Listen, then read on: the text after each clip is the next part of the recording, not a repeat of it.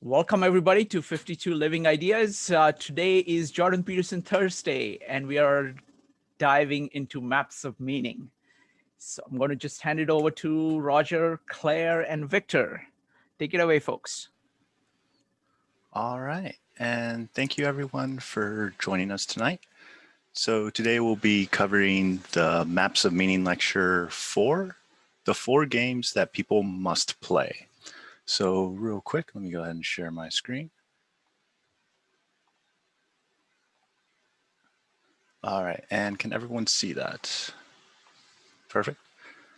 All right, so we're gonna be going through it. And in this lecture, we'll be exploring Peterson's ideas of how he believes that our moral concepts came to be as an emergent property of games, and how certain games have been represented in myth and why. So to start off, just kind of giving us a general basis to start off with, remembering from previous lectures, the idea of order and chaos, essentially just remembering what each one of those represent. So order being the known domain and chaos being the unknown domain. Additionally, remembering how Peterson views myth, and that myth functions as an attempt to express human experience or to encapsulate what it's like to be a person, a human. And the last thing that I will ask everyone is that you empty the word games, because everyone might have different definitions of games. So for this one, we want to start with kind of an empty, open mind to what the definition of that word is. And we'll quickly define it, but because some of the goals for this lecture are, one is the lens of seeing life as a game. So essentially thinking of life as a game and seeing how different games give rise to different rules. More on that in the lecture. We'd also would like to establish and understand how instincts give rise to games, how games give rise to rules, how rules become codified into myth, and then the 4 games that all of us play. These are the goals we'll be aiming at today. And to start us off, we must begin with in the beginning, with our limits and our possibilities. So in many creation myths, we tend to be represented as spirits enclosed in flesh. This tends to be more of a description of how it feels to exist. Almost all of us can actually relate and resonate with this. We seem to identify both that we have a body, but also not fully and directly identify only with our body. We don't see ourselves as just the body. The mind seems to be at least somewhat separated. Now, this is just a sensation, but nevertheless, the condition that this highlights is the limitations that come from being in this moral vessel, right? And there's several. A couple of them are the temporal limitations. We're only here for a good time, not a long time. The physical limitations. Our bodies define how we interact with reality, and as well as our mental limitations. We are limited in our capacity to understand our surroundings and to conceptualize or even perceive what is in our surroundings. These are just a few of our limits, but it's enough to highlight Peterson's point about the importance of limits. As Alan Watts once pointed out, the empty holes of a fishing net turn out to be really important.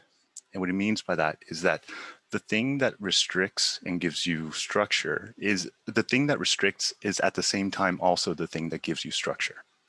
So seeing ourselves and our bodies as restricted, you can also see it as it's those very restrictions that allow us to even be defined at all. And Peterson points out a pretty good example of this with chess. And with chess, I actually chose this photo because the very reason why it's funny is actually a highlight of this exact problem. It's funny because though it appears as though Arnold Schwarzenegger is playing chess with a donkey, we very much know that a donkey wouldn't be able to follow any of the limitations that would be required to actually play the game itself. And once you're not playing those limitations, once those limitations aren't imposed on the game, whatever it is that you're doing, it cannot be said that you're actually playing chess. So to consider it, as Peterson puts the problem, the game of chess has several strict limitations, yet these very limitations are what make it a game. And not just any game, but specifically the game of chess.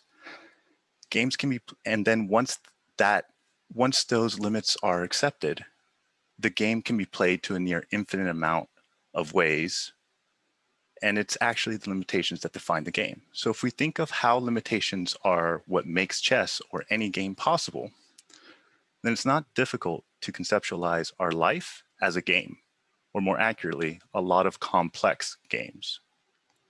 Similar to the limitations of the rules of chess being the very thing that defines the game of chess, the limits of mankind can be seen as the rules of the game we're all playing, therefore making us, or at least life, the players of that game.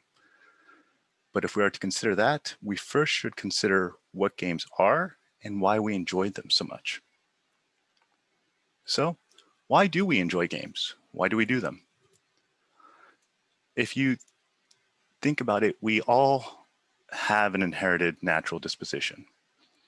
Some of the limitations that we come in with when we enter this game are our emotions and motivations that we inherit biologically. We come into this world with a set of biological predispositions, so much so that animals have a form of communicating their emotions and motivations to each other without the need of language. So in other words,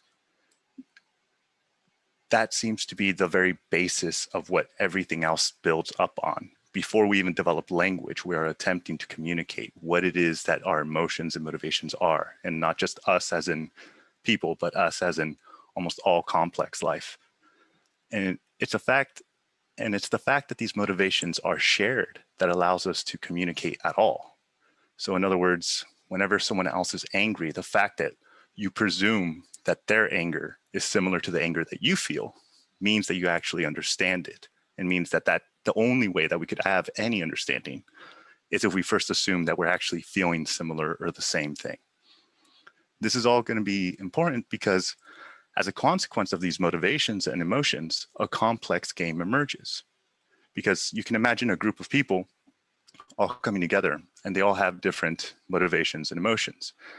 Now, what happens if you just leave them there? There's going to be a lot of conflict, a lot of clashing. Eventually, there's going to be a way in which everyone learns that they can behave that actually allows for the game to actually proceed.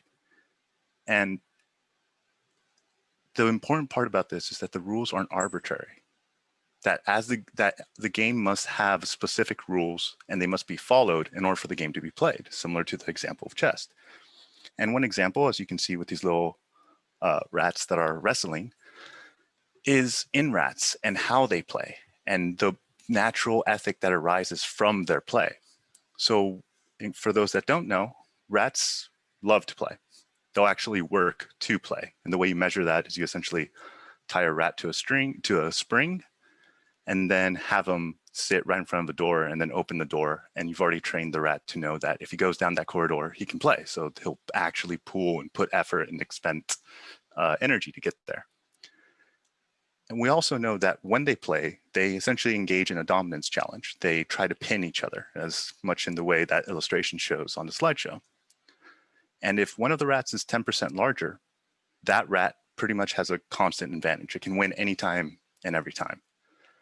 And once one of the rats wins, it's now on the smaller rat, the one that lost, to then prompt a play, to essentially to go up to the larger rat, or at least the dominant rat, and ask it if it wants to play. And though you would expect that the larger rat always wins and is just constantly winning, that's not what you actually notice or even what you see. What you'll actually see is that the larger rat will oftentimes let the little rat win, even though he doesn't have to. And even though it's not actually, he kind of gives up and lets him be on top. And what's even more interesting here is that if the dominant rat doesn't allow the smaller rat to win at least 30% of the time, the smaller rat doesn't ask to play anymore. In other words, the game itself collapses. So why do we care about rats pinning each other and roughhousing? Well, because in this example, it shows that the rules of the game matter. And if the rules aren't followed, the players will find a different game. And this is actually doesn't just work for rats, it works for us too.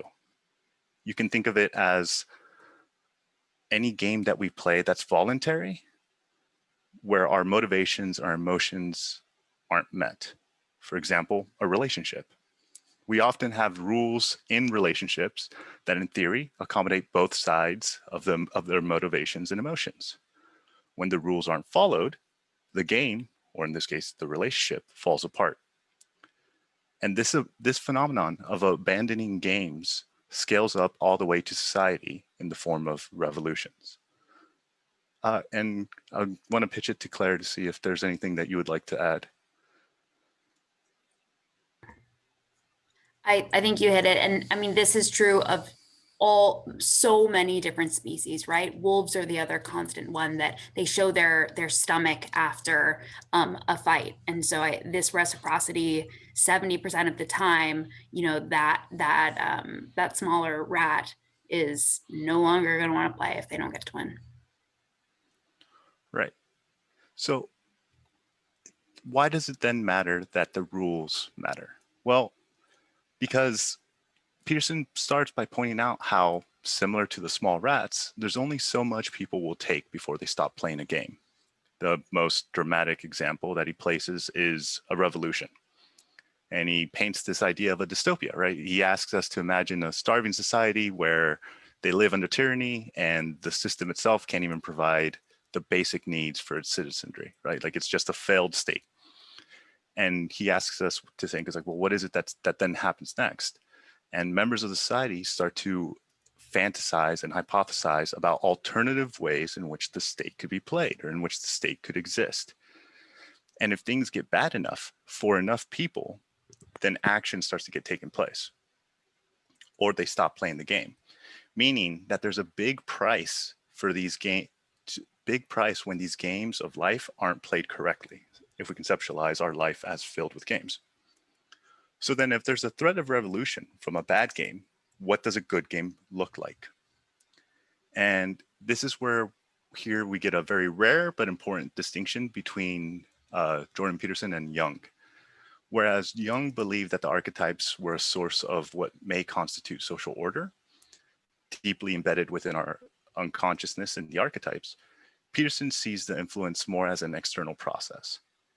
He believes that as a society gets more complex and larger, the pattern of that the society takes, if it is to last, starts to get encoded into the stories and the myth. That's all basically just to say that as a society gets more complex, as we evolve and adapt new systems, the landscape itself of what it is we're adapting to changes because the society itself is changing, right? So we have the needs of any group coming together, but then after it's been established, as the society itself changes, the needs themselves change. So therefore, now you can imagine that as this game of the society is playing, an ideal behavior within the game manifests. Essentially just means that individuals start to succeed in that game. And then that is what starts to get recorded in the behavior, in the culture. That is what starts to be held valuable within that culture. So whatever is successful is what then starts to be pushed up. And you can imagine that a structure arises from a society where more or less many, if not most, of the hopes and desires are at least somewhat satisfied. That pattern is recognizable and becomes encoded within the stories. It may not solve all the problems, but it does give an improved structure. A perfect example of the rise of this structure from a sustained game is the Decalogue, or in other words, the 10 Commandments. And to highlight that, we have Victor, who's going to give us a quick rundown of the story and of the process. And I'll stop sharing my screen. Oh, perfect. I'll unmute myself. Guys, can you hear me? Yes. Awesome. All right, so we are talking about the games and where they arrive from, where they start, and how they play a role in our life.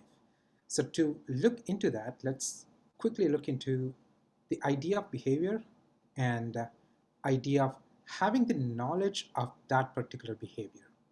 So quickly, let's look at this idea through three angles. One is Jean Piaget's. He's a child psychologist. His experiment, a very small experiment, which gives us an idea of how behavior works. And then let's get into a small personal things, and then Moses and 10 Commandments. So Jean Piaget, he is a child psychologist, and he tells this thing about children by the age of 5 or 6 sorry guys, 5 or 6 or 7, they pick up this skill of playing with other children. And so let's take a game such as hide and seek or marbles. So they pick up the idea of playing the game. However, when we take a single child out of the group and then ask that particular child, what are the rules of that particular game? They wouldn't be able to say it in words. They wouldn't be able to say it in a comprehensive way. However, when we take that child again and put them in the group, they will be able to play the game. So what does it say? It says knowledge is embedded in our behavior. That's the first point. And the second point is we embody so much of information in our behavior. Although we can't articulate it properly, but we actually have that information in our own behavior. And it works in our case too. So we can say, okay, children, they don't have the power of words, and they might not be able to express it. However, when we look at our own life, it works in a similar way, meaning we act, we behave, and we sometimes have these moments of epiphany. See, and what leads us to those moments of epiphany? We usually sit down and contemplate our own behavior, either ourselves or take some help from a psychotherapist. We'll sit down and we'll go through the past experiences. We draw a pattern, and then we'll have a knowledge of that behavior, and then we'll have that aha moment. Aha, this is where I am going wrong, or this is what I should be doing. And then we go to our new behavior. So that's how it works in our own personal life. Now, seeing the pattern, let's quickly look at Moses' story. So Moses, essentially, he takes his tribe from old tyranny and passes through Red Sea water, which also can mean chaos, and ends up in a desert where they have nothing, and there's only chaos there. People are running around. There's murder, there is stealing, and there's robbery and adultery and all kinds of things that humans are tended to do. So, but what's the objective here? So when Moses brings them out of the old tyranny, the idea is to go to the promised land. And that's how it should be. Like it's by rational thinking says, okay, so we are out of old tyranny and we can go to the promised land. But that's not how it works. So the whole tribe has to go to a place where they have to reformulate themselves. They have to leave the old tyranny or old habits that are not working for them. They have to reformulate, and only then they can go to the new place. And what are these new principles or new rules or are the new structure that they have to formulate? So now that's the question. And then Moses gives them 10 rules. 10 rules. And the promise is, let's follow these 10 rules, and then we can go to the promised land. But the question here is, why those particular 10 rules? And for that, let's slightly dive into his a little bit of his past.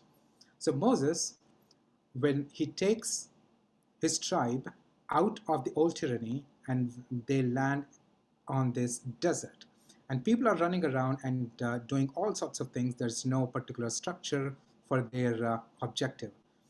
So Israelites are running around and fighting among themselves, killing each other and doing all sorts of stealing and robbery and adultery and everything. And now that creates problems in the tribe itself. And they come back and ask Moses, what's the solution here? So these are the problems we have. And he acts as a judge and he solves the problems. And he does this for not just for a day. It goes on for like days, weeks, months, and multiple months. And now Moses goes up to the mountain. So now this is a narrative point to express the idea of contemplation, just like how we do with ourselves in our own lives. So he goes up the mountain and he stays there for 40 days. So that's the idea of contemplation. So now, during that time, he has this, aha, okay, so these are the problems that we are having in our culture or in our tribe, and these are the solutions, and he comes down with these set of rules. So just to conclude, there is a behavior. So we have a behavior as a living organism. So we have a innate behavior.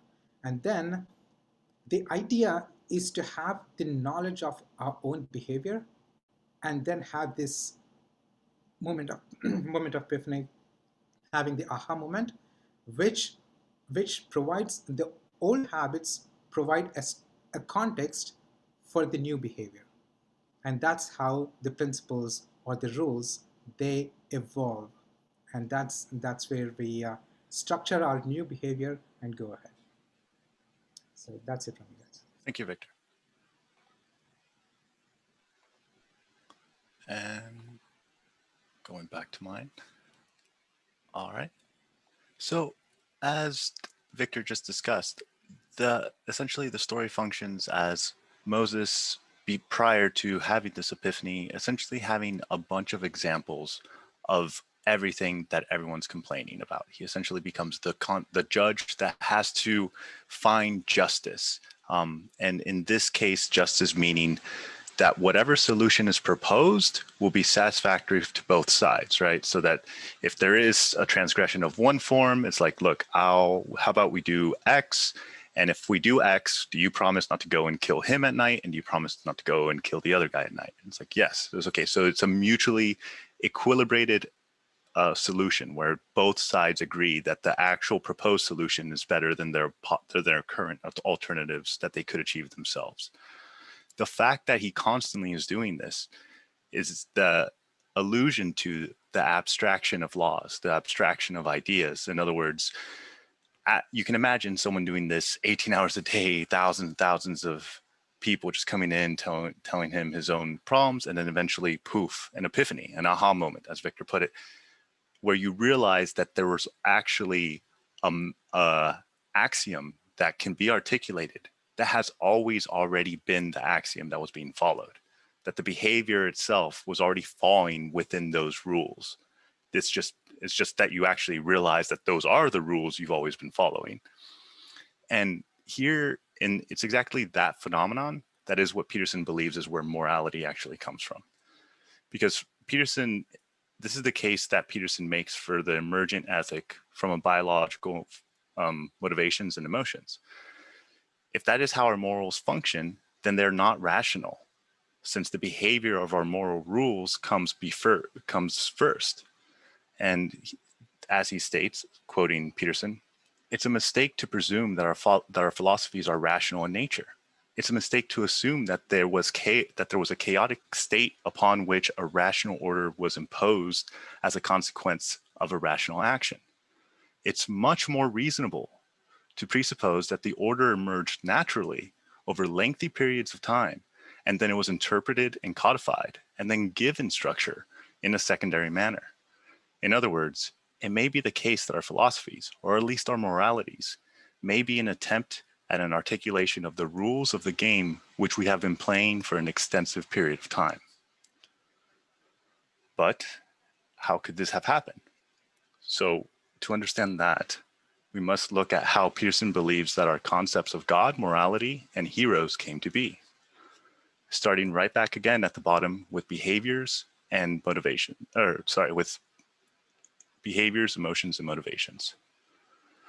So for anyone reading the book, this might look a little bit familiar. But essentially, after all, our motivations and emotions are the things we first come in with. Those motivations become behaviors, which make both our motivations and emotions relevant to other creatures. As I mentioned before, once communication comes into play, its primary purpose is to convey exactly this information. When a rattlesnake rattles, when a dog growls, or when a human screams, they're conveying their internal state through this external medium. They're attempting to warn you. They're attempting to communicate something. So the point of that communication is first and foremost either a motivation or an emotion, both of which are extremely relevant to any being interacting with any other being. So you can imagine our ancestors teaming up and behaving in such a way that works well enough for everyone who is in that group. As mentioned before, certain games emerge that function as at least good enough solutions for the emotional and motivational needs of the group. It's through this actual process that a dominance hierarchy arises as a game. And the game arises without any deliberation or rational thought. In other words, the rules just appear through all of us finding a mutually beneficial game that functions for everyone that's within the group. Now, adding to it, you can imagine that those chimps start to develop the capacity to actually watch and consciously understand what is occurring. They start to imitate and then eventually tell stories of those who they admire. Those stories speak about those who were best at a certain aspect of the game. Those who could climb certain hierarchies, they naturally become an idol or a hero. The reason they become an idol or a hero being that if what is offered to those at the top of the hierarchy is desirable to you, then those who succeed are also admirable in your eyes, as admiration is the impulse to imitate. So in other words, you can think of it as I think we all have that to some extent. I think you can just think for a second about who you admire, and more than likely it's going to be things that you wish you had, or abilities that you had, or a skill set that you had. And from here, once the hierarchy is established, and they start to become, and you have a plethora of heroes that are all good at different hierarchies, well, then the next step up is just naturally, well, among the heroes, which hero is the best? And here in the best, we're actually talking about Piaget, again, his concept of best, which essentially means something that's better than something else is something that can do everything the alternative can and more. In other words, having extra capacity to do something else besides the thing, naturally, the versatility itself is a better option.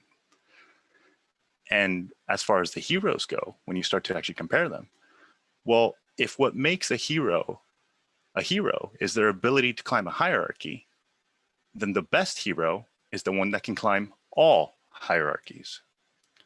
And this is where you start to become to abstract to the level of king, or the level of ruler. And essentially that is, what is your ideal king? Well, the guy that can do everything. Why? Because that's probably the guy we should probably be following. If he's better than all of us and can do everything we can all do, then he's probably the guy that knows more about it than we do. And then finally, we take that abstraction one more, and that is, well, what is the king of kings? What is the ideal of an ideal? Well, it's a perfect, essentially. And that is the idea of God. It's an idealization. And that essentially plays out to being the perfect strategy for the current game. So now we're at religion at this point. Now you step it one step further. Well, how is it that we should act? Or at least how is it that we should not act? Well, we should not act by violating any of the rules that go in violation of God. Well, what's God? Well, God is essentially a behavior profile that allows the game to continue. Going against that violates the very order that was established by God, or by that ideal that was abstracted. And here's where you start to get that connection between law and religion. It's that abstraction of, oh, these are the rules we've always been following already. These are the things we already believe in, that for at least most of us believe, that enough of us believe that we can create a system that's sustainable. And then finally, from Peterson's perspective and looking at the graph, you get philosophy, which is the most abstracted aspect of it. Because essentially from there, we're already dealing with our emotions and motivations, but now we're attempting to rationalize them using only rationality. We're trying to essentially find a rational and secular justification for the morals that we essentially already employ, that we already believe in and already enact.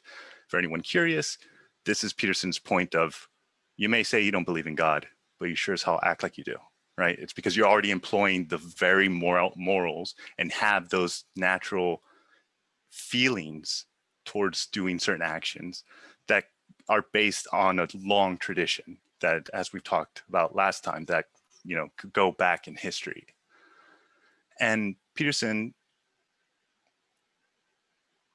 essentially then points out that, so the question about how you should act has two different possible alternatives, possible solutions. It has a lot more, but these are the two that he focuses on. One is the rationalist solution. This is the more philosophically leaning one. And for the rationalist, it's essentially a case of, well, rationality can provide us with a solution or a system of how we should act. Most of them tend to be logic-based.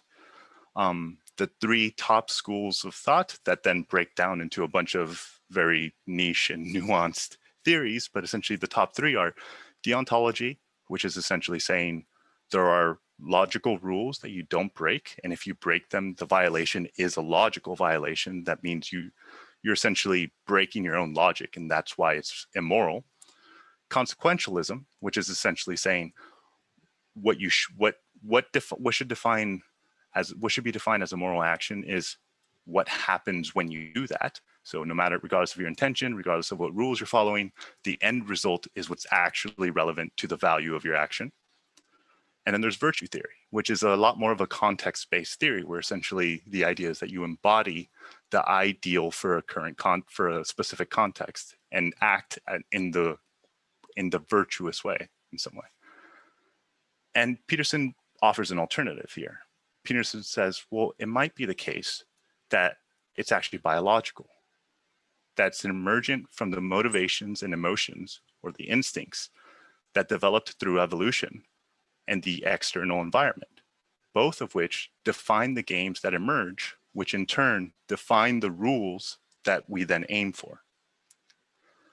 So then, a natural question that follows that, if that actually is the case, what games are the ones that emerge? And here's where we get into Peterson's idea of the 4 games, which also function as 4 different archetypes. Keeping in mind the ideas of order and chaos, see if you can see how these would map onto these games. But first, before we even get started, let's address some of his presuppositions that he starts with. The first is, and these are just kind of the assumptions that Peterson's working with. He's assuming that these are true. The first is that we're animals that evolved in a Darwinian fashion, that the consequence of that evolution, much of it was precognitive, has conditioned the way in which we think. Essentially, our psyche is an evolutionary result, and therefore the environment is what shaped how we process information, how we think, how we conceptualize things, our priorities, all of that.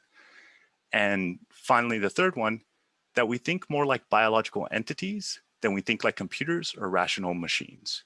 And this is again highlighted within the things we talked about earlier, that the behaviors and motivations and emotions seem to be much more a driving force and a way of a much more earlier, existing much earlier than anything that was rational or explicit or articulated. So then, given these presuppositions, what parts of the human experience can be said to be consistent with every human cognitive development? And he gives 4. The first is the Great Mother. And I'm going to go through these real quickly, and then we're going to dive into a little bit more depth. But the first is the Great Mother. And the point here that he makes is, look, all of us have a mother. It's actually a requirement from a human being, or at least up until extremely, extremely recently in our own development, it was a requirement that we all have an actual mother. The second is that we have a father. These two seem to be the most basic necessity for any human, and any human that's existed has those two. Whether they know them or have any relationship with them, that's another matter, but the fact that it's a requirement for existence is his point. The divine son, which is essentially a reflection of the self, the idea that you're an individual, that you have an individual perspective, that you have that sensation, as we talked about earlier, of being logos encased in flesh, or spirit encased in flesh. And then the dragon of chaos, which the idea that there exists a totality, the idea that you can conceptualize that there is something that is all things, or there's a category of all things. The dragon of chaos is probably going to be the hardest one to wrap your head around, mostly because it very rarely comes into a lot of what we talk about, and we tend to not discuss it as much, mostly because the very idea of it is supposed to be incomprehensible.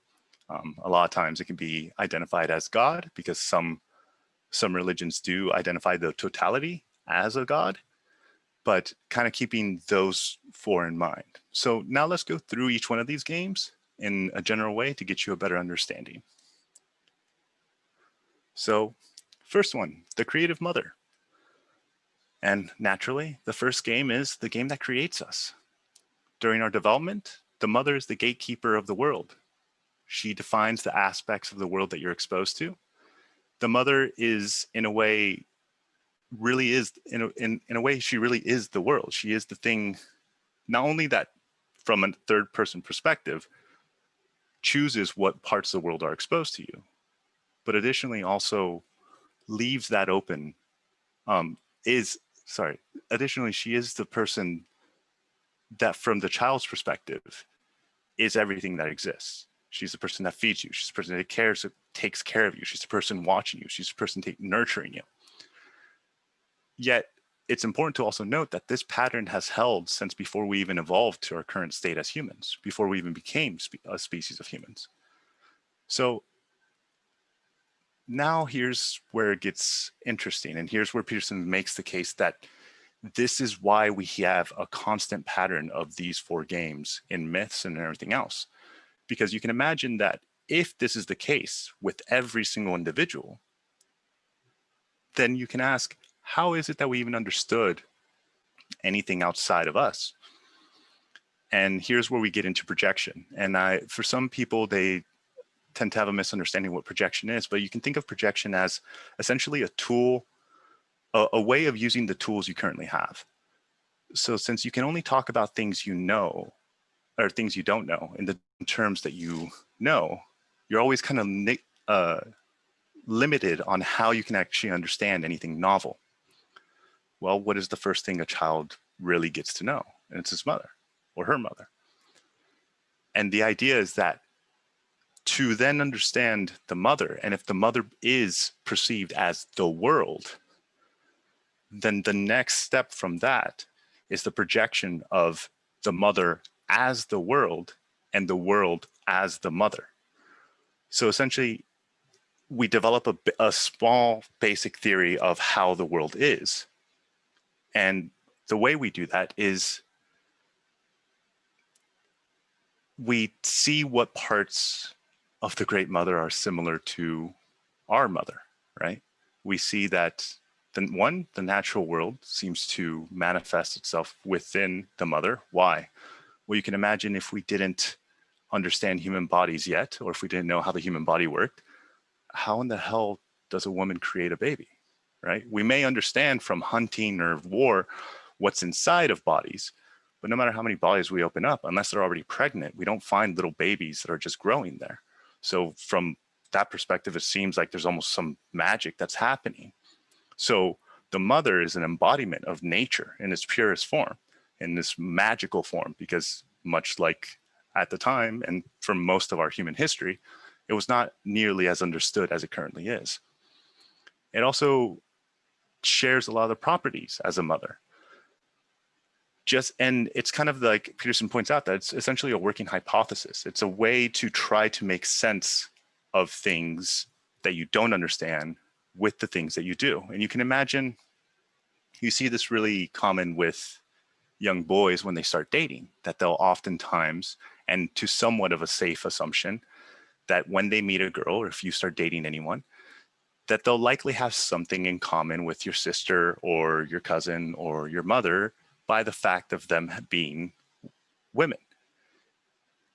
Now, you might say, it's like, well, why wouldn't you use something else, or why would you stereotype in that sense? And what you need to understand is that, I'll just put myself in an example. If I start dating someone new and I've never met any other women except my mother and my sister, and I meet another woman, they may have a lot of other things in common with other people that isn't their gender. But the most foreign thing to me is their gender, mostly because I just don't have any exposure to that. And if the only exposure I have is the other people around me that share that quality, then that projection, and that's the tool that I use to understand it. In the same way, if as I developed, or if all of us developed, the best way that I conceptualize is motherly in nature, once I get out of that, I still project that as at the true nature as motherly in nature, and I personify it as that. So going to, as Peterson points out, that we use our fundamental social categories to understand the world outside of our social realm. And essentially what the creative mother is, she is the positive game of man and nature, all the positive interactions that we have. So as you can see in this example, this is I can't remember the actual goddess, but we have a lot of examples of this, where essentially, similar to how we talked about heroes coming together and being abstracted to higher and higher levels, this is essentially Supermom, right? What would be the mom of all moms? What would she look like? What would she be like? Well, she'd be able to nurse a bunch of kids because it's Supermom. She'd be able to be super fertile and give birth to a lot. She would always be giving everything. Okay, especially considering that this is the positive aspect. How would she actually be? And naturally, you start to ascribe a personality that falls into the role of mother, right? It's like, well, she'd be caring, she'd be giving, she'd be nurturing. Well, very similar to, you could very easily personify certain interactions with nature as that. And oftentimes in mythology, this type of goddess tends to be the provider of the deus ex machina, right? The provider of a convenient salvation out of chaos. She's a representation of all good interactions with chaos. Now, moving on to the next game. Or sorry, actually, Claire, would you like to jump? Or Victor? No, you're blowing my mind with all these things. This is absolutely fantastic. Can you explain what deus ex machina means in that? Oh, good point. Yeah, so in a lot of myths, you often have what they call a deus ex machina, and which just means machine from the gods. But essentially, we've seen it all the time. Nowadays, it's kind of seen as bad writing. But essentially, it's when out of nowhere, with no explanation, salvation appears, right? So you have the all is lost moment where all your heroes are in deep, deep trouble. And then out of nowhere, God shows up, or a goddess shows up and just hands them the solution. But where does that come from? It's like, well, because every now and then when you need it, chaos can provide an answer. Now, you shouldn't count on it because it tends to almost always be a random blessing more than anything else, as it is chaos. But it can and does happen. So, and Victor, I saw you. Did you have anything else you want to add? No, everything. Okay. All right. So moving on next to the next game then. This is the Benevolent Father. And for all of these, I'm going to essentially go first at the individual level, so you understand where the original pattern develops, and then the projected level, how that pattern that we experience then gets projected onto the rest of to a part of reality. So at an individual level, traditionally, the father has tends to be the role of protector of the mother and child. It's one of the reasons why human males tend to be slightly larger than human females, was because there's a selection pressure for that. Similar to the rats, all other things being equal, you're in a fight, you're always better off being the bigger person, if all other things being equal. And there's also the traditional role of being the provider of resources. And again, here I want to point out that these are symbols, not prescriptions to how society should be or anything of that nature, simply the role of the father, right? What normally is traditionally thought of as the role of the father, which is just a certain amount of responsibilities that need to be completed, or the role of the mother. And now, similar to the creative mother, when it's projected, this time it's projected onto society. And we can see how the concept of the benevolent father exists as a stand-in for society and the social domain of life. So you can think of it as, first, the culture. Similar to a father, the culture you live in provides for you and was created a long time before you, right? It's has taken a lot of effort, resources, and it's all for the benefit of you. Another thing is the tradition. The information that you're taught as you're growing up, as you're developing, the education that you attain was collected and prepared for you, for your benefit, without you having to do anything else. It's given to you as a part of just your birth that is provided by this benevolent form. It's also the social order, the society as a whole, that provides safety and shelter, much like the role of the father, as well as the economy and every other resource that you would need. Again, the theme of the provider. And additionally, it's also the hierarchy. It's the social game and its rules that are already established and predictable. It is order. And it's constantly represented as order. And this game can be conceptualized as the positive game of man and society. So in other words, the benefit of whenever man and society mix in a positive way from our perspective.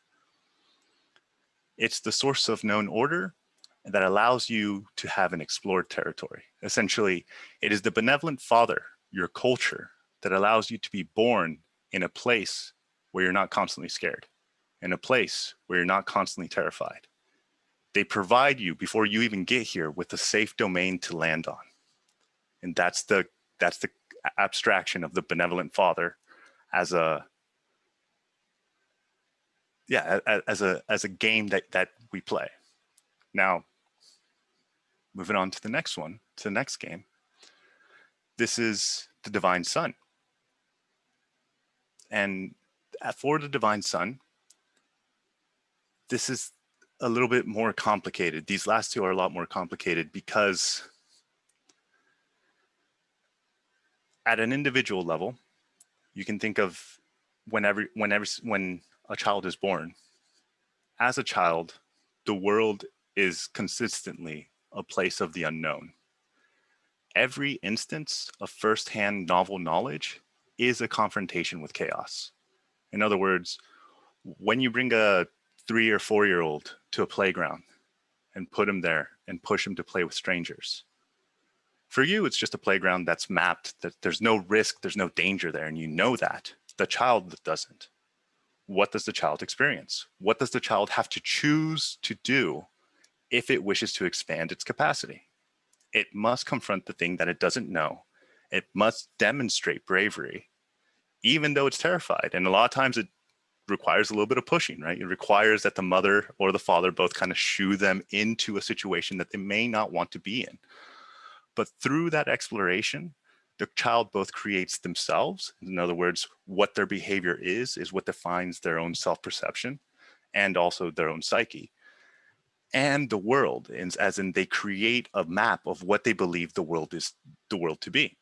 Now, similar to with all heroes, there's always a reason why they do it, right? There's a boon, which is what it's just basically a placeholder for something of value. And as we develop, if we are allowed to by our parents, our own exploration yields a wealth of knowledge. That's actually how we create our personality, our identity, and our ideas of what it is that's around us. So now you can imagine that that's kind of how we have to exist. We have to live that way. We have to, at least in some way, embody the hero behavior. So then what happens when it stops being just behavior and starts being projected onto ourselves? As in, that's how we start to see ourselves, or at least how we potentially see ourselves. And we'll get into that in a moment. But essentially, when we do that, it creates several things. One, it creates an ideal. Well, it becomes the ideal behavior that yields the best rewards, as it's the very behavior that actually created you, right? The very behavior that created you, which was to take on the unknown, to take on chaos, to learn and to articulate it, is one, what created your psyche, but two, what's created your entire map of what your reality is. So it creates an ideal behavior profile, something you could be, but it's actually really, really hard to be, because fear is scary. It's not fun to do it. It's not fun to be there, but it is rewarding, or it can be at least. The next thing it also becomes is the ideal is a fantasy of being a person who saves the day, or being the individual who through their actions redeems the group. I mean, this is exactly why we love video games, exactly why we love films and movies, and we love to secretly, though most won't actively admit it, love to imagine us being the person that saves the day, gets the girl, is loved by society, is held a hero, is famous, is renowned around the world. That is this drive to want to be exemplary, to be more than everyone else, that drive to climb. And most importantly, the hero, once projected onto ourselves, is the transformer, in the sense that he becomes the being that can encounter chaos and create order from it. Now, why can he do that? Mythologically speaking, well, because you're the son of chaos, right? Or the divine son is, because the divine son is the son of the divine mother, or of the great mother. So this game, you can conceptualize it as the positive game of man with self.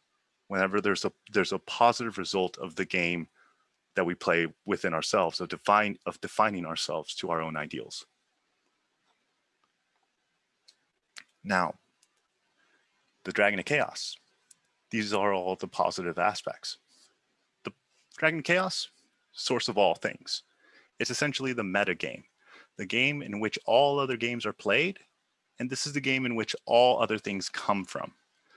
It's a mix of opposites. It's a winged serpent, a bond of the ground and the sky, and it's also self-sustaining. In other words, it requires nothing else. And the idea is there isn't anything else except this. Within this concept is held the Great Mother, the Great Father, you, all the different yous, everything and anything that's ever been that ever existed is all within this. It's the source of all things that we conceive as valuable, and it's incomprehensible. As the limited beings that we are, we lack the capacity to even perceive, let alone understand it. We only know that there has to be more there, and that mostly because every now and then we do encounter it, and we have no idea what to do with it. So far, those are the 4 games. However, naturally, as Peterson also points out, yeah, that's all fine and good, but that's only the nice parts. That's not how life actually is. Every single one of those games also has a negative side. And since we're born with motivational and emotional systems, there's just as, and those motivational and emotional systems define what it is that our morals are, and what it is that we care about, and what it is how we feel. well, I mean, because they are what we feel, then there's just as much a chance that the games that we play hinder our goals or our attempts to enact those motivations or emotions. The world's bivalence, in other words, the sense that it has both a good and a bad meaning, or the fact that the reason we have the concept good and bad is because anything that's good is anything that we notice is pushing us towards a goal that we've selected. Anything that's bad is anything that we notice is pushing us away from the goal that we've selected, or not necessarily consciously selected, but that our system has. And so let's go real quick. I'll try to hurry through these. Let's go real quick through the negative sides of these. So this is Kelly, who will be talking more about in the next lecture. Essentially, she is giving birth to that poor guy and also eating his intestines all at once. And it's the reason because the same thing that created you will eventually devour you. And it will constantly also try to devour you. It's constantly creating novel problems, new things that you have to deal with. Anything from, some cockroaches that broke into your apartment to a full-blown pandemic, right? And the scale can go higher. It manifests itself in illness within yourself, so things that you yourself don't even understand about your own body, in disease, disasters, and all the dangers that life can throw at you. It's the negative game of man versus nature. The negative side of the benevolent father is the tyrannical father. It's the hierarchy that constrains you. At an individual level, the overly controlling, demanding father that pushes you to not be able to express yourself, that puts you in a position where you wish you could quit the game, but you can't. In a more abstract or more projected sense, a tyrannical government, a government that doesn't allow you to actually express, or that is a game that is no longer working, that isn't allowing you to express your motivations or emotions. The rules for security, which is what the father is supposed to provide, have become worse than what they were protecting you from. An example of this is Nazi Germany, or actually any genocide. Any genocide that claims that the genocide is the solution has already created a bigger problem than whatever solution they were saying that the genocide was supposed to solve. And it also represents the society that judges you and holds that judgment against you. So the good side would be, hey, you're born in a society, in the community, they accept you, they love you, they protect you, they bring you in, right? And the bad side of that is, but they'll hold you to a certain standard, and more importantly, they won't fully let you be you.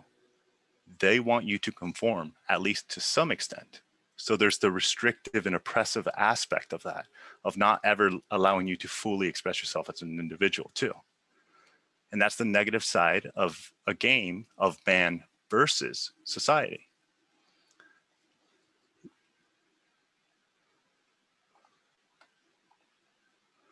Now, the opposite of the divine son is the adversary. This is the Cain inside you. It's the part of you that enjoys doing the opposite of what you yourself believe is right. It's the sinner within you. And, many people believe that because of how the sin nowadays is conceptualized, that it's the word of God or that's the word of the church. But we're all still sinners in the sense that we almost always fall below our own ideal, right? And as we mentioned before, our own ideal comes from that abstraction of what the ideal behavior is. And this is the negative game of man versus self. And finally, the dragon of chaos. Only this time it's conceptualized in its negative form. It's the reality in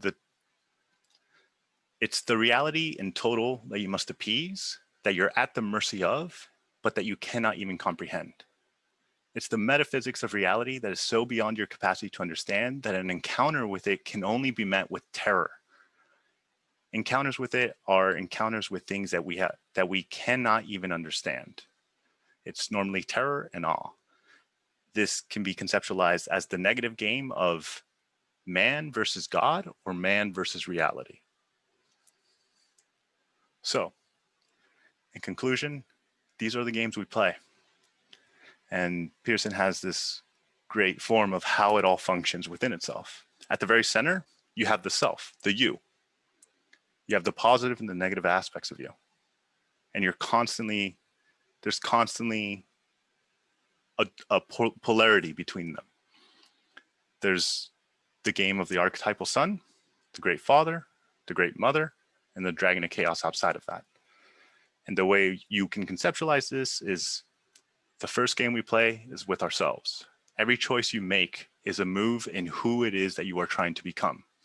We can try to become the ideal that we wish we could be, or we can become the being that rejects the call for higher being as defined by yourself, not by anyone else, but by your own judgment of what you think you should be doing. The other game we play is the game of society. We are in a constant negotiation with the social structure around us. This group is an excellent example of a game that we're attempting to maintain. We're also in a constant struggle to maintain an order that is beneficial while also risking the naturally oppressive nature of imposing order on a group. For example, I've been talking for 45 minutes, right? I've been taking full control of it. Why? Well, because I prepared this presentation, and the idea is that hopefully this presentation has provided at least some value more than if we all just allowed everyone to talk all at once, right? But it's an assumption, and it's a constant attempt at negotiation. If I do a really bad job, there'll likely be people that either just don't come or will say something for valid reasons. The other game that we also play is the one with nature. We're in a constant game with nature.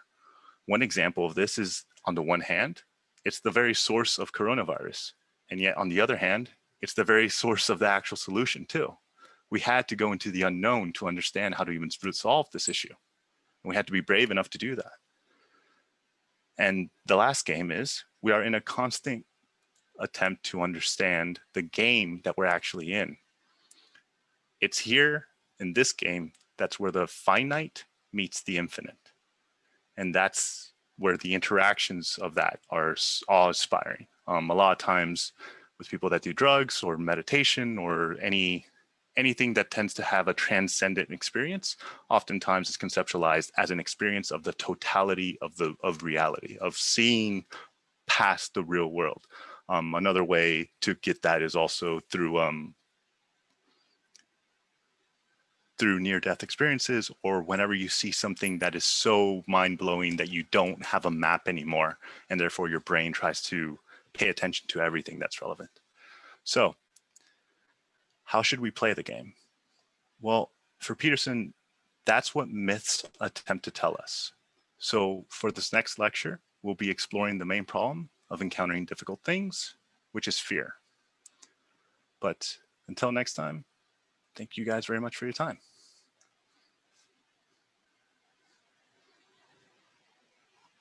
You need to stop sharing.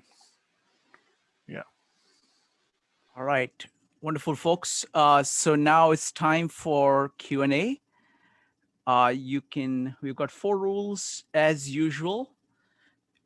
In order to speak, type exclamation mark in chat or raise your hand in Zoom. Number 2, keep on topic. Number 3, be brief. Number 4, speak your mind. Feel free to disagree with anybody on anything and do so courteously.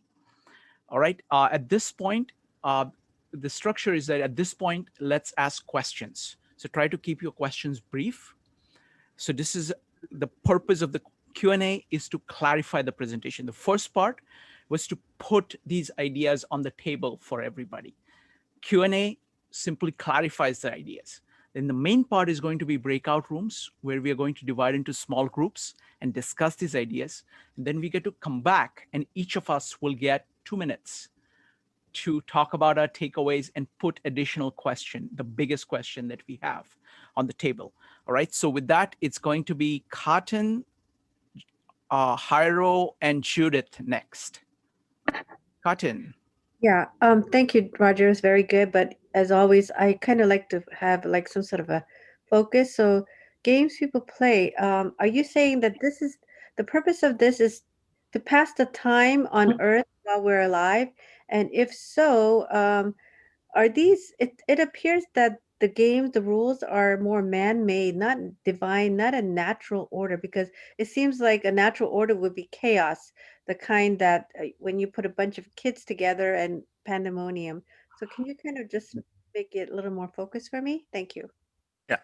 So the games that people must play. So in other words, no one that's alive currently doesn't get to play these games, right? You don't get to play whether you uh, have to negotiate with you or not. As we explored before, you're a very complex being with a lot of different drives, a lot of different being pulled in a lot of different directions, and there's a constant negotiation of what it is that you even are gonna become.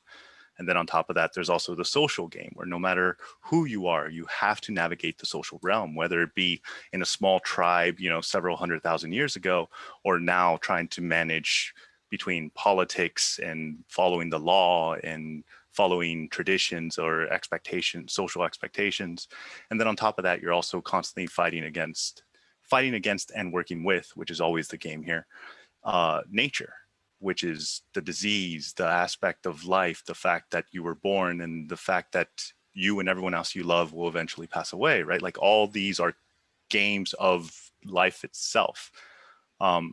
So that's kind of more of what the premise is, that these games are actually necessary and universal. And then the second aspect about those rules is, and this is what Victor was highlighting in his presentation, is that if you actually put a bunch of kids together, the weird thing is it's not just chaos. They'll actually, as soon as they start playing together, they'll actually start playing a game, and they'll actually be able to follow the rules of a game. But then if you grab one of them and you ask them, hey, what game are you playing? Or what's the rules of the game that you're playing? They don't really know. They're like, I think you grabbed this thing, and then and they can't really articulate it, but they still know how to play, and they can play together. And that's the idea, that the rules come after the behavior, not before the behavior. They're not rationally made. Next up is going to be Jairo, Judith, Mark, Joe, Julie, Giampiero, Mushki, and Kevin. Jairo, go ahead. So I heard about divine son and about projecting. Could another way of saying that would be like identifying with, like personally, if one admires some hero or character, or some person one wants to be or grow into becoming, then they like say it's a a celebrity or a star, and say one is a music striving to become a musician, and one looks up to a particular musician and puts their music and imagines becoming that person. Could that be like the process of like an alchemy to project or maybe identify with that person, or qualities of that person? Could that be what that's for? Yeah. So yeah, that is what the practical function of admiration is, right? Essentially, anyone who is achieving what it is that you want to achieve has, from the outside perspective, we have an imitation instinct, right? We'll imitate certain people, but from the inside, how it feels is it's the people that we admire. It's the people that we look at and we're like, oh, that I like what that person is doing, or I like the results that that person is getting. And that natural admiration is the impulse to be more like that person, or at least take parts that you admire and integrate it into your own part. And I guess to some extent that is like, that's a good way of putting it, of identifying with that person, because then a part of them becomes you, right? You in a way, you copy the part that you admire, if that makes sense. Next up is going to be Judith, Mark, and Joe. Judith? Yeah, so I don't know if I lost attention for a moment, but if you could please just explain one more time the destructive mother, and then all of those negative forces, how do they fit in the game? They are the chaos, or could you explain that Right. picture of the negative forces? Yeah. So the full game is essentially the Great Mother, the Great Father, the Son, and the Dragon of Chaos. However, each one of those games, because of our own behavior or our own motivations and emotions, they sometimes do things that we like and sometimes do things that we don't like. So the destructive mother is when nature or the unknown essentially does things that actually work against us. And certain facts are that, for example, it is the case that nature will eventually devour us, because eventually we all will die and we all will decay and we all will become a part of nature again, right? So that is just a reality. And none of us, like most of us probably may not be fans of the fact that that is the case, but that nevertheless is the case, right? So it's more a matter of certain aspects of the game that are just inevitable. But there's also aspects of just having bad luck or having, you know, like I mentioned, like a termite infestation, for example, in a house that you just bought, could be the idea of a negative appearance of nature itself. Next up is Mark, Joe, and Julie. Mark. Yeah, it was a very interesting presentation. I don't know if you're aware of the book by Eric Nyman, The Origins and History of Consciousness, because it seems that this Jordan Peterson's work is a very derivative of that. And it's an interesting interpretation, but I think there are certain key points of the original book that are important and might have been overlooked by Peterson, but because of his interpretation. But the woman before, Judy, I think, was asking the question about the dragon. And if you look at the original concept, and by the way, the book Origins and History of Consciousness had a preface by Carl Jung and said that this was the greatest book of analytic psychology, and he wished he had written it himself. And that but Jung was only the pioneer, he said. Now, there's some YouTube videos that I've actually looked at, because I've read the book and I was going to reread it, but then I decided to look up on Google for the YouTube videos of the Origins and History of Consciousness. And there's a really nice series of them, which give a really good overview of the key concepts. But the beginning in that view is the Ouroboros, which is sort of like the dragon, the snake eating its tail, and it's the chaos, and it's a feminine principle. And really the narrative is about the coming into consciousness of from the unconscious. And so the matrix and the chaos is the unconscious. And mythological symbols are, as you were saying, like metaphors that we use to understand deeper levels of reality, but things that come from nature, like the sun and the ocean or the water. And the sun is a representation of consciousness and the water of unconsciousness. And the duality, or the great mother and the great father, it's like the yin and the yang, whereas the Tao is like the Ouroboros. So what you're really dealing with is the feminine principle, is the chaos, and then you have the masculine principle, which is the beginning of movement to break away from the matrix and to have the consciousness coming into consciousness. That's why the book was called The Origins and History of Consciousness. So Mark, could you put the links to the YouTube videos in the chat? You could just look it up online. Just go I don't really know what it is. Just look it up on Google. Put Origins and History of Consciousness YouTube, because that's what I do. Whenever I'm interested in any study, I'll be reading a book and I'll just put a very specific search. And you'll find a lot of interesting stuff. Thanks, Mark. Roger, comments? Yeah, I just want a couple of more things about that. Mark, let's do one thing. I'll give you time in the takeaway section to do this. This time it's only questions right now. All right. Let me see. Let me give you the question then. So I wanted to ask more specifically. I wanted to give you a better outline, but the question that I was wondering about is, why did Jordan Peterson put the dragon at the near the bottom instead of keeping it? Because originally in the original concept, the dragon was like the negative part of the mother, which smothers the infant or the child in the consciousness and has to break away from it. So it comes earlier on in the narrative, but Peterson seems to put it as something near the end. So I'm wondering why he inverted that. Yeah, so I will be the first to admit that here I hit my limit, and it might be more of my limitation than of Peterson's own theory, because yeah, like I mentioned, mostly in this lecture we were just covering the games, But from my understanding, that there's a distinction between the Ouroboros, which is kind of the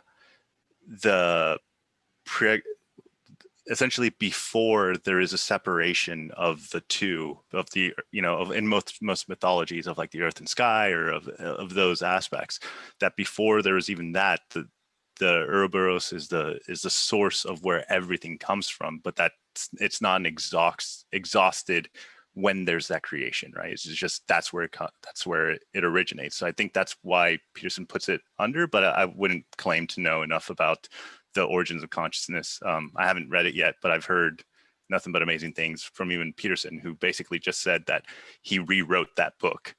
He says like Maps of Meaning has been written 3 times. I think the first one he said was Aeon. The second was Neumann, and then his book. But picking it up that it's very, very similar is, it's right on for him. I think there's just slight deviations. Yeah, Excellent. in the book, basically, the dragon was the part of the mother that in the evolution of the consciousness, it has to fight against from being reabsorbed, sort of. And so it comes early on in the development. And then it moves on to another image of the feminine besides the mother that reabsorbs. So it has to struggle for its independence. So it's perceived as this dragon. But it does, you're right, Ouroboros is the first thing which wasn't identified really as the dragon. And I think I would say, if anything, it might have been just I didn't present it clear enough, because to the idea, if you see in the last diagram, it's like that the Great Mother fades into the Dragon of Chaos, right? It's the ultimate. It's the current unknown, and then what Peterson says is the unknown as such, and the unknown as such is the Dragon of Chaos. It's a one more extension. It's the most extreme extension of the negative mother, essentially, or the positive mother to some extent. Thank you, Mark, for bringing that up. It was really interesting. I think definitely want to read the book and watch the videos. Next up is Joe, Julie, Giampiero, Mushki, and Kevin. Joe, go ahead. Yeah, fantastic presentation, Roger, again. And you actually just partly kind of answered my question with the end of that little exchange, but I'm trying to get this through and think this through in my head in order to make sure that I have this correctly, because it's important for other things. But the idea of possibilities and limitations, and that we develop these frameworks that give us rules that allow us to then develop patterns and make predictions and basically understand reality. And that's basically what I've taken away from this specific chapter or presentation as well. One thing, though, I was a little bit unclear on is that the idea of how we engage with the unknown, and the idea of is that through the idea of stories and God? I mean, so we talked about how the king, and then what's the ideal on top of that is God, and therefore God is a way of addressing what we don't know. Is that one way of thinking about it, or not? Not so much. I guess I don't understand. I think I get what you mean. I think it's more a matter of Peterson sees it as a consequence, and I think here's where the Jungians, one of the reasons a lot of Jungians don't like him is because he conceives it as a direct result of the hierarchy, of essentially because of the hierarchy's emergence. That is what then leads to the abstraction of the best climber for that hierarchy. And essentially, it's the idea of trying to abstract to, well, what's the ultimate case? What's the ultimate case of someone who's, you can imagine, for example, well, if I ask you to imagine who's the best at, you can imagine what would be the best kind of person that would be very good at getting women, for example, right? And then you would create a profile, and it's like, okay, well, what would be the best at fighting? What would be that? And then from there you abstract higher and higher and higher. But it's not necessarily as a tactic to explore the unknown as much as an abstraction of what's the ultimate thing to admire. What's the ultimate thing of value, essentially, is what you're trying to get at. Divinity. Okay. So folks, I want to know how many of you are reading the book or have read the book. So if you have read the book, just bring up the participant panel and just say yes, click on yes over there. Want to get a sense of how many people are reading or have read the book, Maps of Meaning. All right, thank you. Next up is Julie, Jean-Pierre, and Kevin. Julie. Yeah, could you clarify what the mother stands for again? And am I correct when life throws you the things that life throws you, was that the negative side of mother, like Mother Earth Nature? Yeah, so you can think of it as Mother Nature, and the fact that we have that category already, right? Like Mother Nature, and that seems to make sense and it's pretty intuitive, is exactly the point. It's that idea that Mother Nature can both be good, benevolent, or bad, and really mess you up. So that idea of essentially that is the same category that we're talking about, and the idea is that these categories in these games have been named multiple different times, multiple different things. Sometimes they've been split up, sometimes they've been clumped together, but that you see these same four games reflected in almost all our myths and almost all our attempts to articulate what it is that we live through. Okay, and then with the number 4, the beyond our understanding, don't some of those Mother Nature things eventually, the discrimination between the unknown and the unknown of the Mother Nature stuff. You understand what I'm saying? It seems like the number 4 is very vague because we don't know it, right? Right, and that is, from my understanding, that is the kind of the heart of the heart of the problem, right? Is that you're attempting to articulate the very thing that you don't know.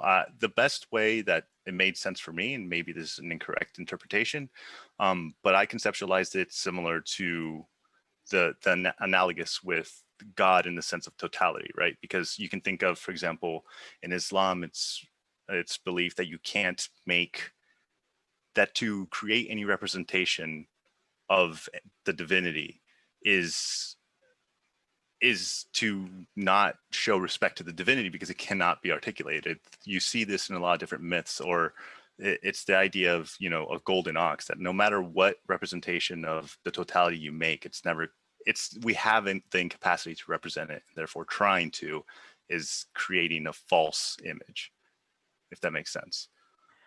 Excellent. Next up is Jean-Pierre and Kevin. And then we're going to do breakout rooms and takeaways. Thank you. Thank you, Roger. If you could please remind me again about the positive aspect of the Dragon of Chaos. Right. So the positive aspect, because essentially the positive and negative tends to be dependent on what it is that our goals are attempting to achieve, right? So for example, the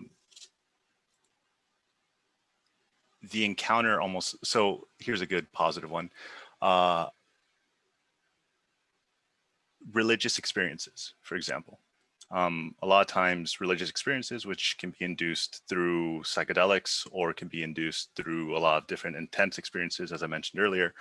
For Peterson, he believes that one of the closest ways that humans can ever get to actually experiencing reality as such, or the unknown as such, is when we're in the state of mind that we don't know what to prioritize. Essentially, our hierarchy of value of what it is that we should perceive collapses. And when it collapses, the system doesn't know what it is it should pay attention to. So it starts to try to take in everything all at once. And the result is that we start to have the all response, and we tend to internally experience that as an interaction with the totality or the divine. A lot of times people would describe that as a divine experience or a religious experience of extremely significant meaning. Peterson points out that a lot of times it scores within the top 3 most meaningful experiences that anyone has in their lives. But that's a positive one.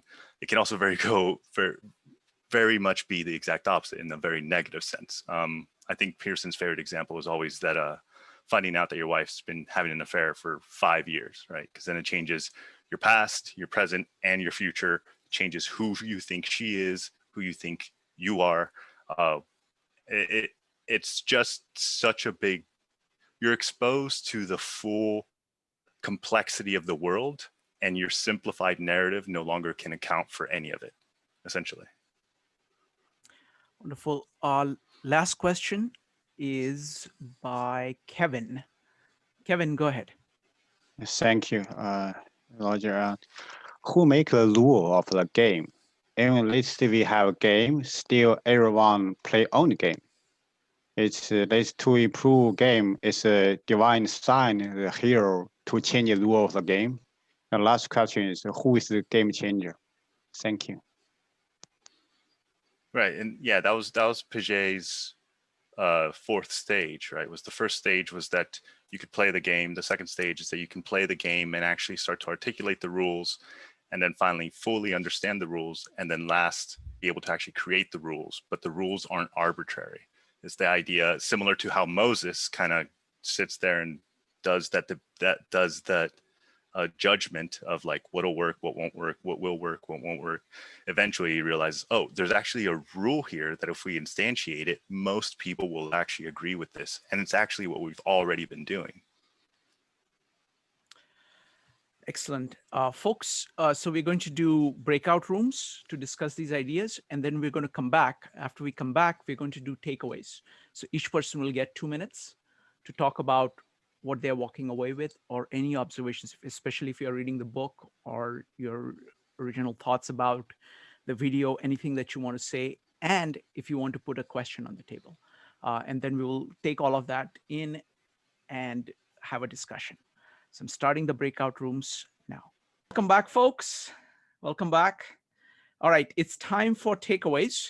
So I'm going to call on people in the order in which I see them. I'm going to give a little bit of heads up. So it's going to be John, Brian Nelson, and Jean Piero first. So you have about 2 minutes to talk about whatever it is that you're walking away with. What is it that you got from the meetup? What is it that you got from the book? What is it that you got from the video?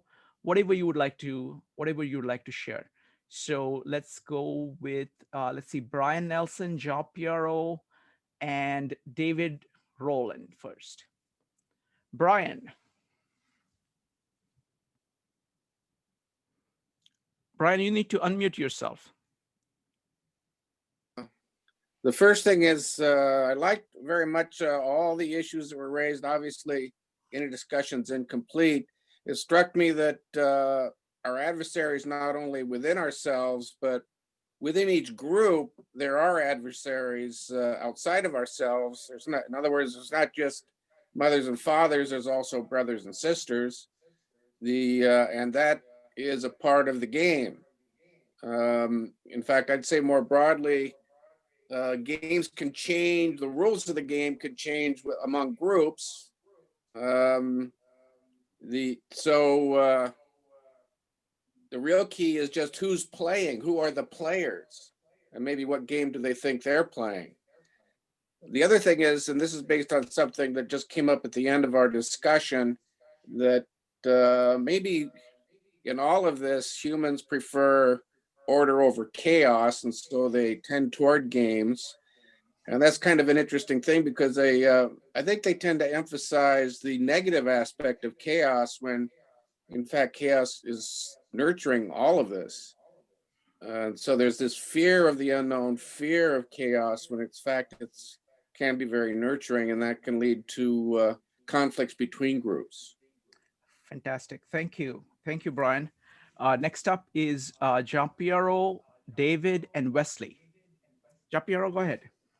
Thank you, everyone. The beautiful thing about that I learned was the juxtaposition between the games, the positive and the negative side of the games. I think there's more for me to learn on that, especially the dragon. I'm still fascinated by the positive aspect of it and the negative aspect of it.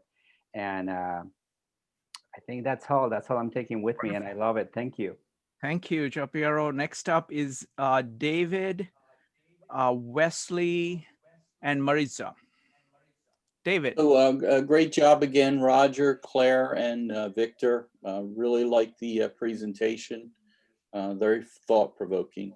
I think my takeaway is it gave me a new perspective on looking at things from the perspective of the games being maybe as a structure, but that everyone's playing a game.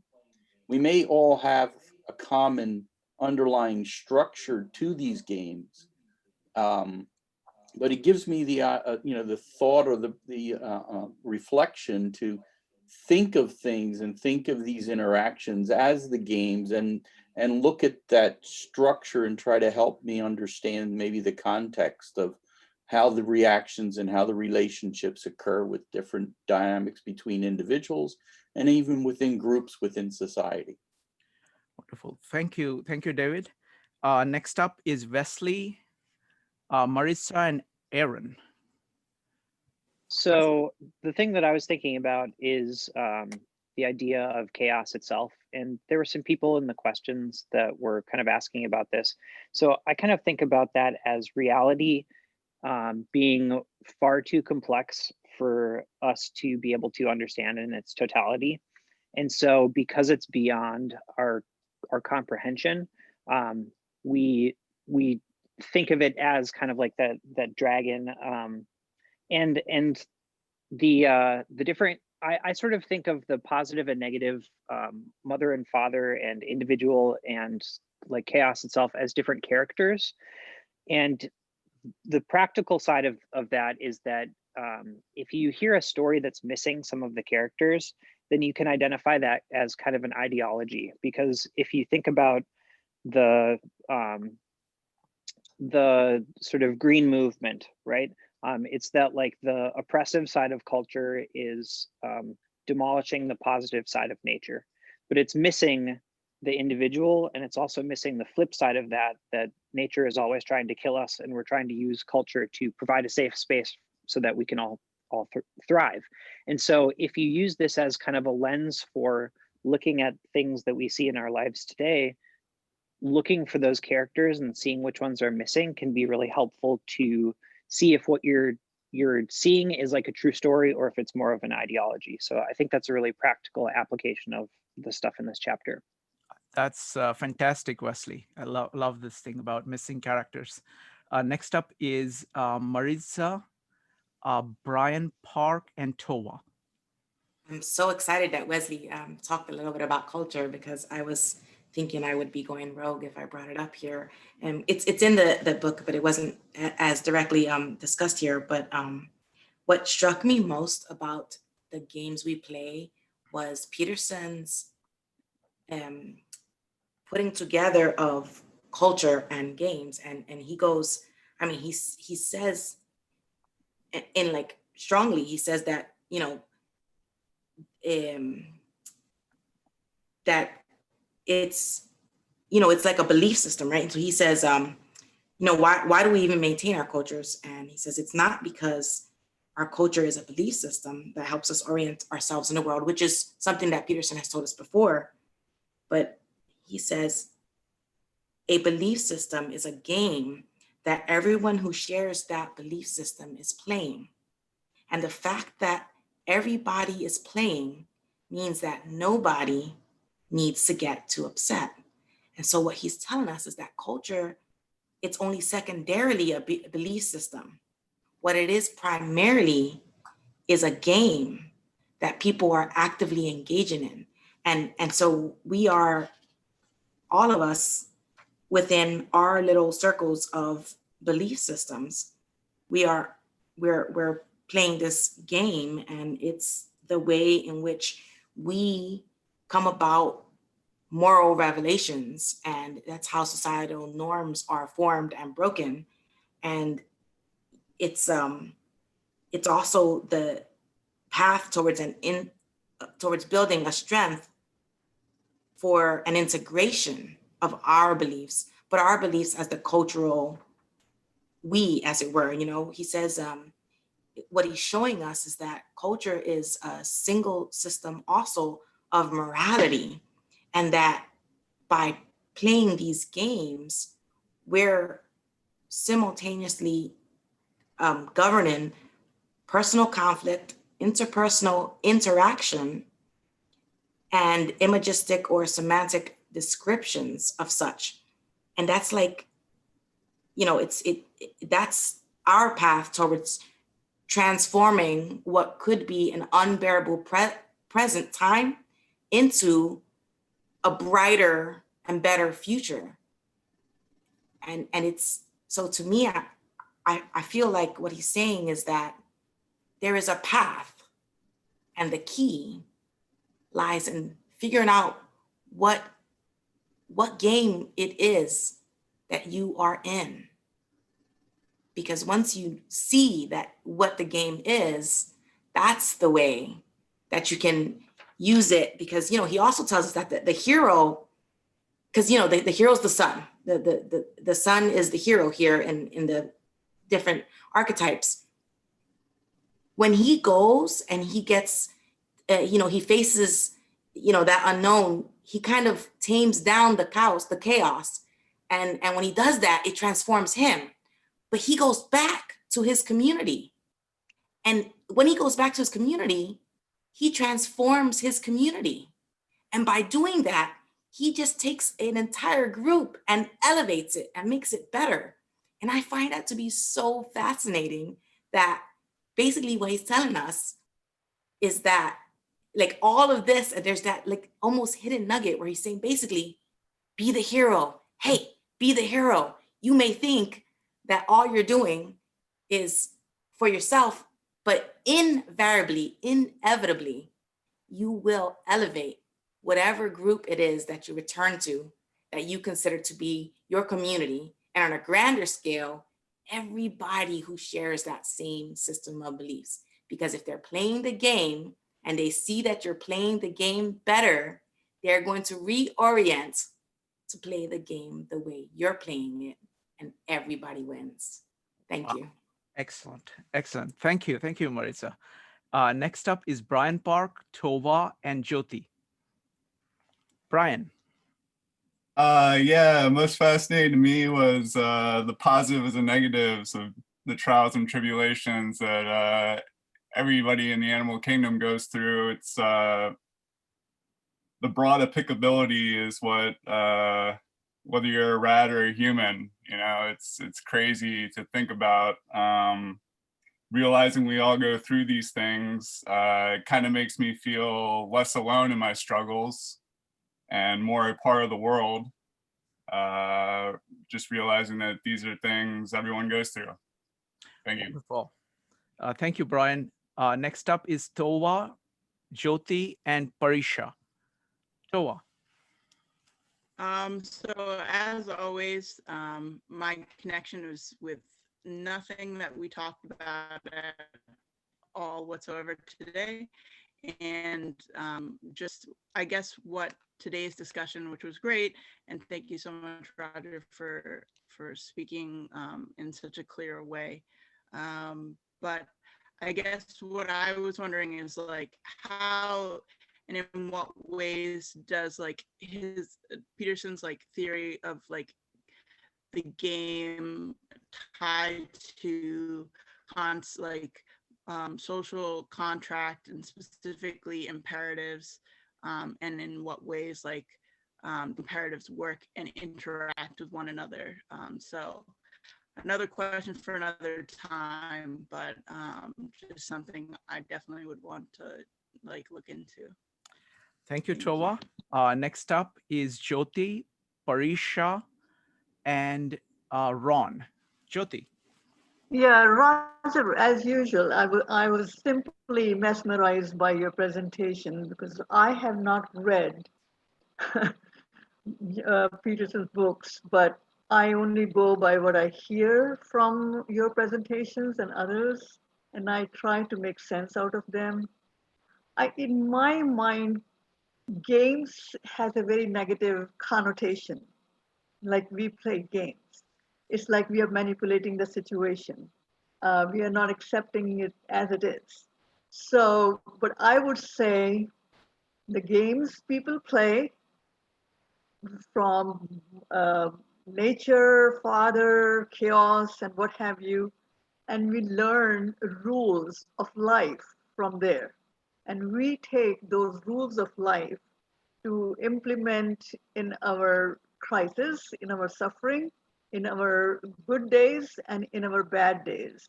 So that's what my take is. I don't know, Roger, what you have to say, whether I got it right or not. Thank you. Thank you. Thank you, Jyoti. Next up is going to be Parisha, Ron, and iPhone. Parisha? Hi, so thank you for the lovely presentation. And this whole week, I'm going to be actively thinking about the experience or the rule that falls outside of these four games that he discussed. It seems like Peterson analyzed everything, right? The universe existence is defined because it seems like anything that is unknown comes under the dragon.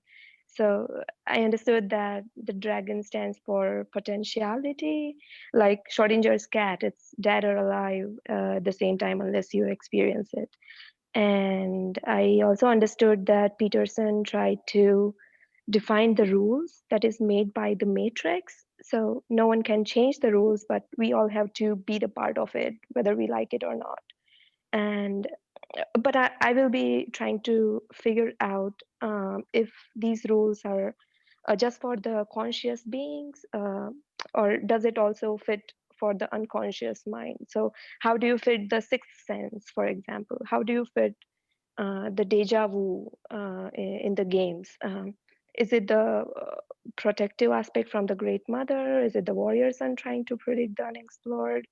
I'm definitely going to be thinking more about it. And it was a great presentation. And I learned a lot from the people here as well. Thank you for that. Thank you, Parisha. Looks like you're walking away with some excellent problem. And I think that's a great way of thinking about it. Next up is Ron, iPhone, and Stephen Thomas. Ron. Yeah, thanks, guys. As always, it was awesome.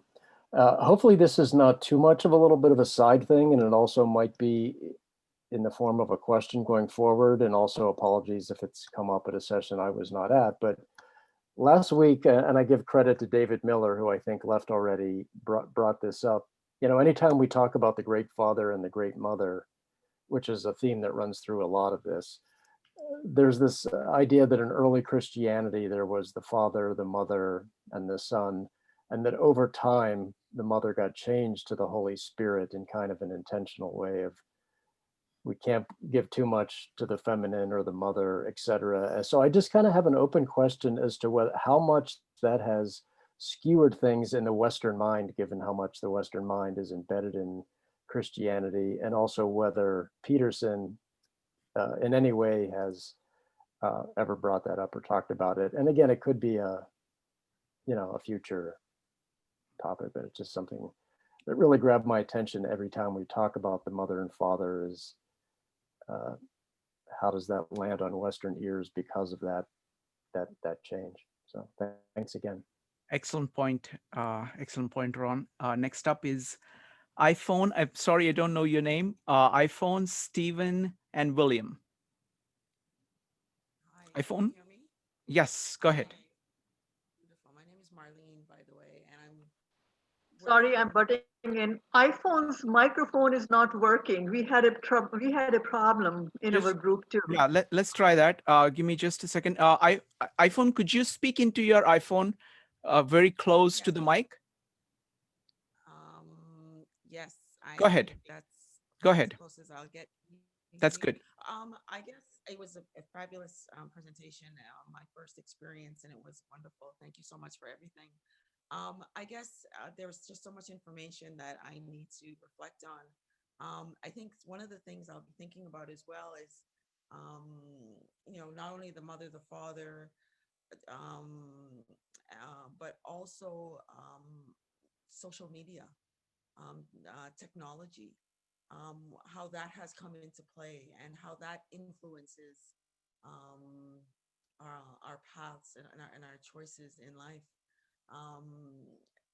And whether that is another entity that will have some sort of impact on how we play this game. So Thank you very much. Appreciate that. Next up is Stephen, William, and Joe. Stephen. Okay, thank you. Great presentation. I love it.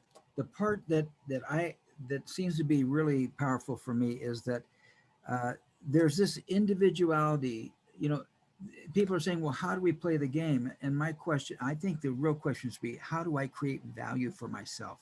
The game is just a metaphor for what's going on inside of me. Even if we say there's one game, the people who are playing the game are all playing different parts. If it's a basketball game, one guy is trying to put the ball in the basket, and the other guy is trying to hand the ball to the guy with the basket. And each one of this guy that's going to make the basket, and each one of them has different values. They have different ways to play. There's different rules and there are different rewards. And I think that these metaphors that Peterson and Jung and that have been presented so nicely here tonight by the crew, these samples are metaphors of what's going on inside. And I think it's good to look out, but after I look out, I want to look inside and see how I'm creating the value. I've said before, you know, as long as I can set up my own little game inside the game, and as long as I can create value for myself, I'm happy. I'll play that game forever. Let somebody else win the big prize. I'm winning my little prizes of creating value as I go. So it's inside, it's not outside. There we go. I'm complete. Wonderful. Thank you. Thank you, Stephen. Very interesting observation. Next up is going to be William, Joe, and Dave. William. Yes, thanks. A great presentation, Roger and Victor and Claire. I guess my takeaway is similar to Ron's takeaway, and that's the negative side of the Great Mother. These other religions and cultures, they talk about the terrible mother, the suffocating mother, the destructive mother. But in Christianity, there's not that side of these women. We have Eve, who just seems naive. And then we have the Virgin Mary, which is sexless and perfect and the ideal. And we don't see that dark side of the feminine. We don't see the negative side in the feminine in Christianity. And I wonder, just like Ron, what does that mean? Has that helped us or does that hurt us? Thank you. Excellent. William, next up is going to be Joe, Dave, and Aaron. Joe. Yeah, again, I sincerely appreciate Roger and everybody's effort here this evening. It's, you know, I can't say thank you enough for bringing this to us each week.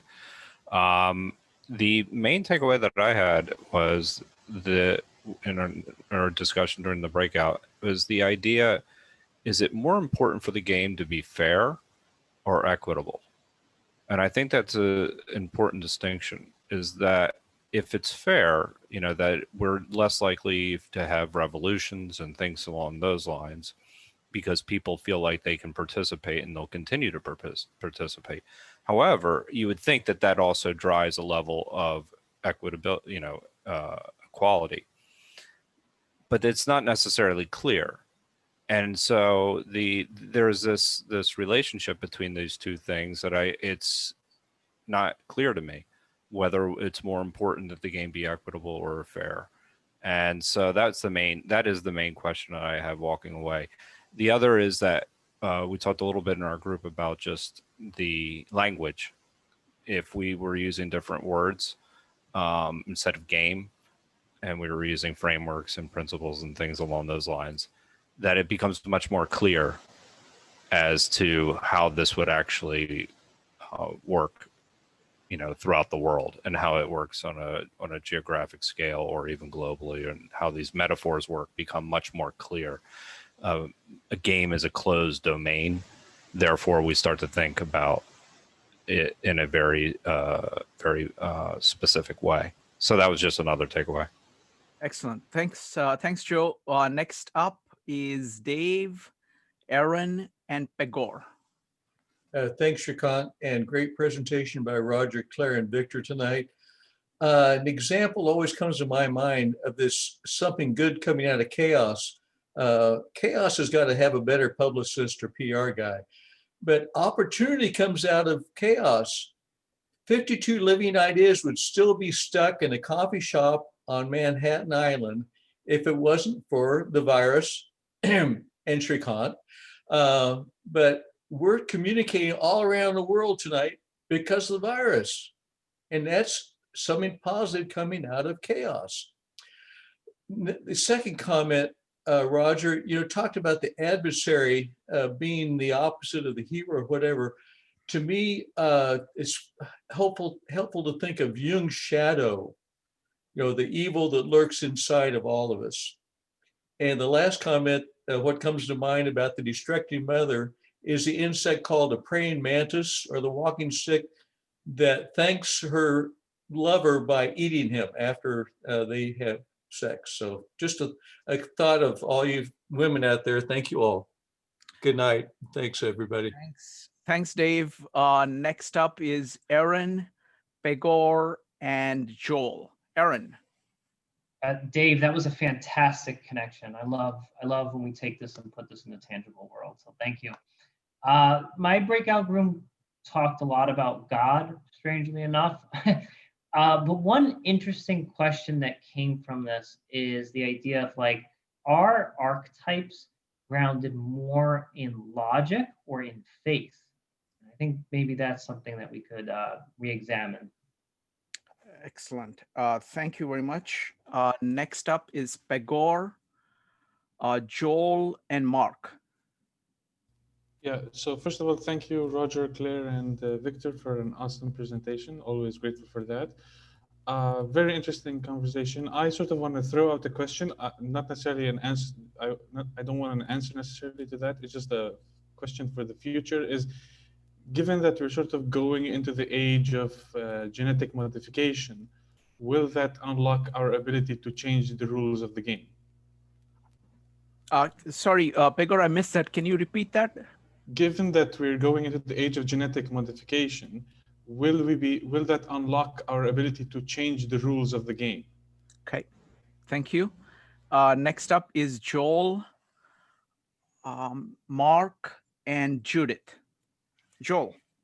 First of all, thank you very much. I'm sorry that I wasn't able to be here for every one of these presentations, and I put forth the motion, Roger, that you should be awarded the Academy Award of the Jordan Peterson presentations for tonight's presentation. Now, that may just be personal to me because I developed games and your ideas about games were very resonant with me personally.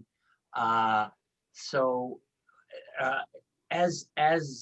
always, a great presentation, and Dave in Tacoma and me in Toronto and people, Jairo in Florida, and all you people all over the world. It's fantastic, Shrikant, that you have established this and you run it so masterfully. Thank you very much.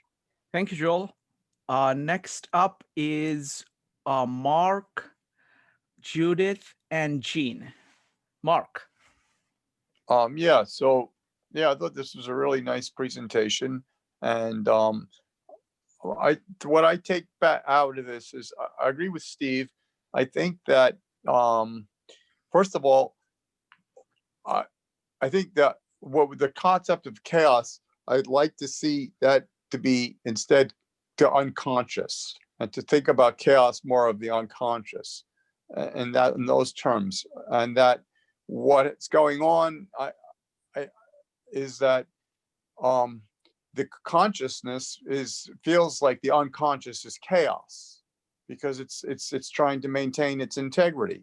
And I think this is what we're all dealing with. And if we look at the world as a kind of a dream, and it has an infinite narratives, then I think the game theory that he discusses is a very elegant way of situating the archetypes to help us navigate our unconscious. Because that means every game that we're in, and that can give us a bearings on our personal narrative, can help us to see our unconscious, where we are in our unconscious. So I think that that's a really nice adjunct to self-realization, if we can situate our narratives within this within these, like a compass, as it helps to give a little structure. And I also like what Maritza said. I thought that was pretty profound, and I really agree with her that that's what we need to do, is to lead authentic lives and to try to deal with the challenges. And then if we are successful, that we can, other people can follow suit and have a more interesting society, and less just conformists all over the place. Wonderful. Thank you very much, Mark. And thank you for bringing in the point about the history of consciousness and your insights from Jung. And I really agree with your point about, unconscious or kind of unknown as being chaos, because that captures both the positive and the negative together, and the approach to it. Excellent points. Next up is Judith, Jean, and Sarika. Judith. So, well, maybe I think of it more simplistically. I don't know, but I didn't think of chaos like the unconscious, although I guess I could work with that. I just thought of it as the world that we live in. And what I liked so much, took away from this personally, was this, that we play these games before we can articulate the rules. And so, that whole evolutionary history, like the way the rats play their games and the way we end up playing the games too, without necessarily being able to understand them. But when we can understand them, and when we can articulate them, and we can see what we're doing, then we can do like what Maritza said, just elevate the game, and then it becomes an evolving game. We can change the rules of the game. So I don't think of it as a closed game. It's definitely not a closed game. It's an evolving game. And sometimes it descends into negative chaos, and you end up with Holocaust and horrible things. And sometimes it can, out of chaos or confusion, good things can come. And also we talked in our group about, or I did, about, like the incremental changes that you can make when you see what rules that you're living by, or your society is living by, that external world, because I don't think of it as unconscious, that external world that we live in, the rules that we don't like, what things we can do to become participants, to agents of positive change. Wonderful. Thank you. Thank you, Judith. Next up is Jean, Sarika, and Kevin. Jean. Yeah, I think the game is a great metaphor, help us to understand things in a different perspective. I want to give an example. I'm working on a small mixed-use project in a city near Seattle, and every building there over 50 years have historical report, which costs over $10,000 of the client's money. And also they need to detail this very shabby building to show the historical significance. And in that, they prove it's not. But anyway, at first I got pretty upset. I have to provide 9 different alternatives to not demo this building. But then I changed my perspective. See, it's a game. The city trying to create this new game to preserve more historical building. And then they create more jobs for people being historical researchers. So it's just like, after I see in that perspective, I don't get angry anymore. So actually I just play with them, I play along. Whatever they ask for, I give them the answer. So I think when we change perspective, it's actually help us so much when we do it in life. Same thing, like I got Christmas card from other friends, a family, nice description pictures. I said, oh my God, they're inviting me to join their game. And I didn't do mine yet. So I thought I have to do something too, to join their game. But anyway, it's a great tradition. I just don't have that tradition before. So I think it's a great way for us to see the life in a different perspective, take it more lightly, like playfully, and enjoy it better. I have 2 observational questions. One is, I noticed Carl Jung and Jordan Peterson. I think Jordan Peterson talk a lot about hierarchy, which started with games. And I don't see Carl Jung mention that at all. I think Carl Jung is more about self. So maybe Jordan Peterson is more about culture and structure of society, and Carl Jung is more about individualism. His study focus. That's one of my observations. Second one, I noticed, the dragon. I was amazed by how in picture in the Jordan Peterson dragon, exact the same as in Chinese culture. It's like, and they have the same, and I know dragon don't exist, you know, it's imagination. So I just curious, how can these two different culture in very different distance imagine exact the same thing if it never exists? And they basically have very similar symbolism, you know, so I just curious about that. Thank you, Jean. Next up is Sarika, Kevin, and Alden. Sarika.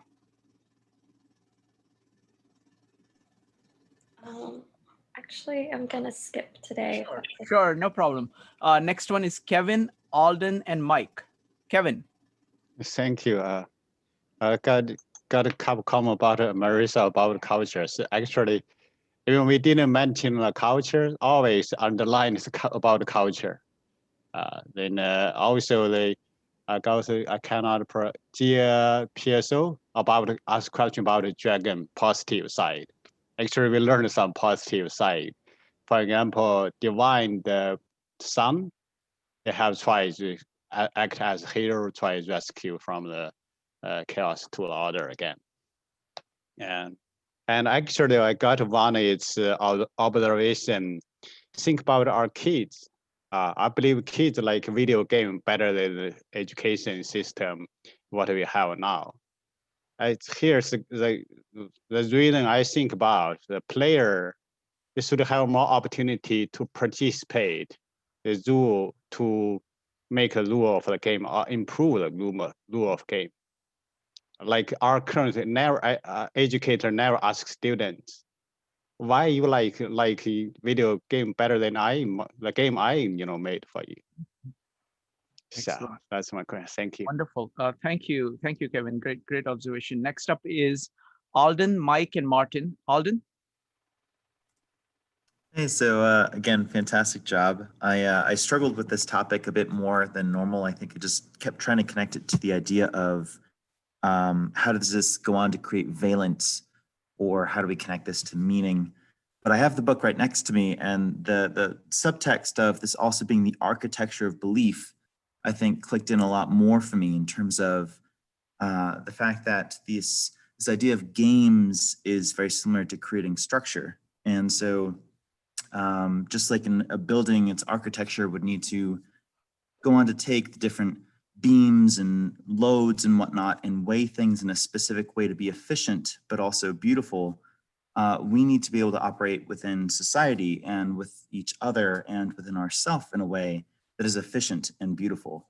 And so we need that structure, we need that architecture of a system that we can all work together in and be okay with ourselves in to have anything remotely like a successful life.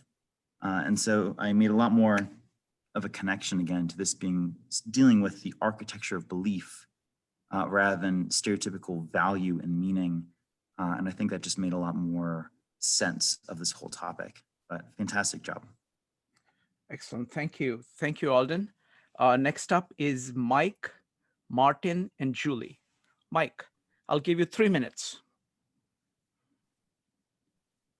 Mike, are you there? Yes.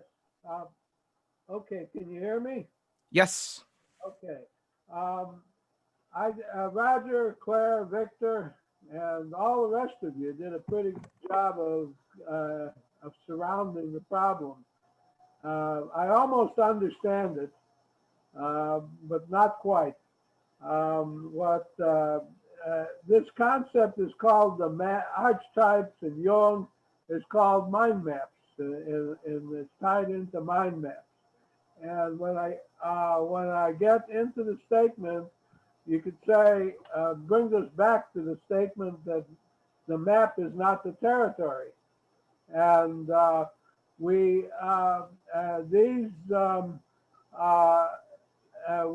find similar mythologies in the Greeks and in other civilizations. Victor, we came up with a lot of reasons why there are similar statements that we could use. Now, these are used to try to analyze people problems, everything from wars to to the family structure, to homosexuality, to schizophrenia. And the map is not the territory. We need to understand how we use the model and how much factual basis it underlies that model. It's kind of a shame that Sanjay wasn't here to bring in the neuroscience on it. It's also a shame that Penrose and Hemroff weren't here to explain what Sanjay meant by all that. Thank you. We do. I got a couple more sentences and I'll bring it to a close. I've only used 1.3 of my 3 minutes you gave me, but I'm getting boring and repetitious, aren't I? It also fits in, we need multiple hypotheses, particularly since there isn't, we don't have a good understanding of the underlying mechanism that makes all this happen. The multiple hypotheses will help us surround it.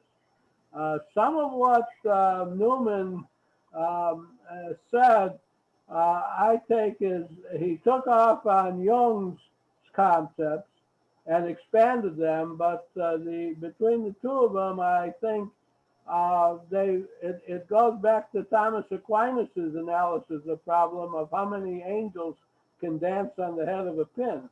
And it's very clear, but I don't know what it means. You also have the issue that correlation does not prove causation.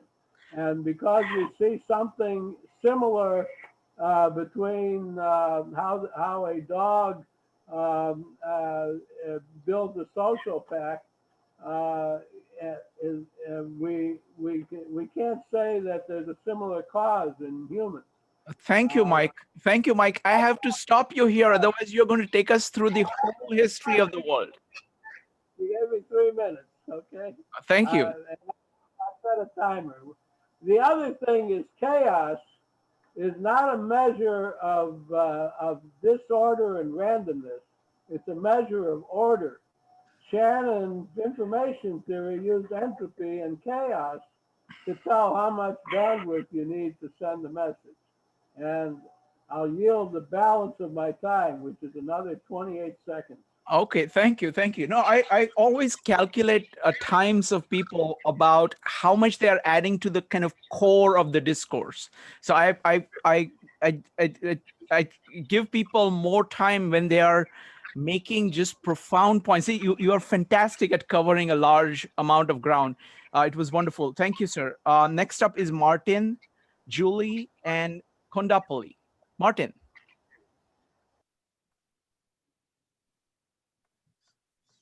Martin, are you there? Okay, Julie. Sorry, yeah, no, I'm there. Yeah, I'm there. Yeah, I'd say like chaos definitely can bring order. A lot of times, like, in my own life, I see that, you go through large stretches of chaos. You don't think that it's going to ever end. There's no light at the end of the tunnel. And then, some divine intervention comes in, and it's not even my own doing, but something happens, and then it all just kind of brings into order. And I find that's kind of interesting that the environment can do that when you just don't have control over it. So I feel like a lot of times there's this like hidden hand, orchestrating things beyond my control. So a lot of times, even though I don't have control over the situation, somebody else does, whether it's like a big man, the universe, or whatever you'd like to call it, right? I just find that so interesting. Wonderful. Thank you. Thank you, Martin. Next up is Julie, Kondapoli, and Jairo. Yeah, thank you, Roger. First thing I said was, boy, this makes me want to look at some of Jordan Peterson's lectures, because this is so new to me, getting a framework for this. But you did a really good job. And to me, it's like people that are playing the wrong games, whether it's because they have the wrong goals or values, or they're not playing fairly, just like the rats. The game's not going to work anymore. And as far as the unconscious and the chaos goes, it's like the unknown. And for me in my life, I operated off of wrong games for a while until I became conscious. And now I choose my game is to be my ideal self. And what gets in the way with that is, I guess, the dark side of my number 3. And also the old games that other people are still playing that don't work. And so I think I've talked about people, I think most people operate off of defaults that they're not even aware of. That is kind of chaotic because it's the unknown. And I do think that when people hit a bottom, for an example, an alcoholic who is rigidly still holding on to his ways until he hits a total bottom and he has no consciousness yet of the truth, then something divine does intervene. And that is amazing. Anyways, thanks. Thank you, Julie. Next up is Kondapoli and Hyro. Nope. Hi, my name is Varsha. Please call me Varsha. Okay. Yeah. So I think what I found really interesting was sort of looking at the world from the perspective of chaos and order versus good and evil. It reminded me of this Carl Jung quote that says that the pendulum of the mind oscillates between chaos and order, not evil and good. So it just sort of made me think that maybe that applies for the world as well. Yeah, so that was my takeaway. Okay, wonderful. Thank you. Next up is Hyro. So in the breakaway, Toya make me think about like Plato's forms or ideals. And so I'm thinking how we came up with all these stories or mythologies, characters, archetypes.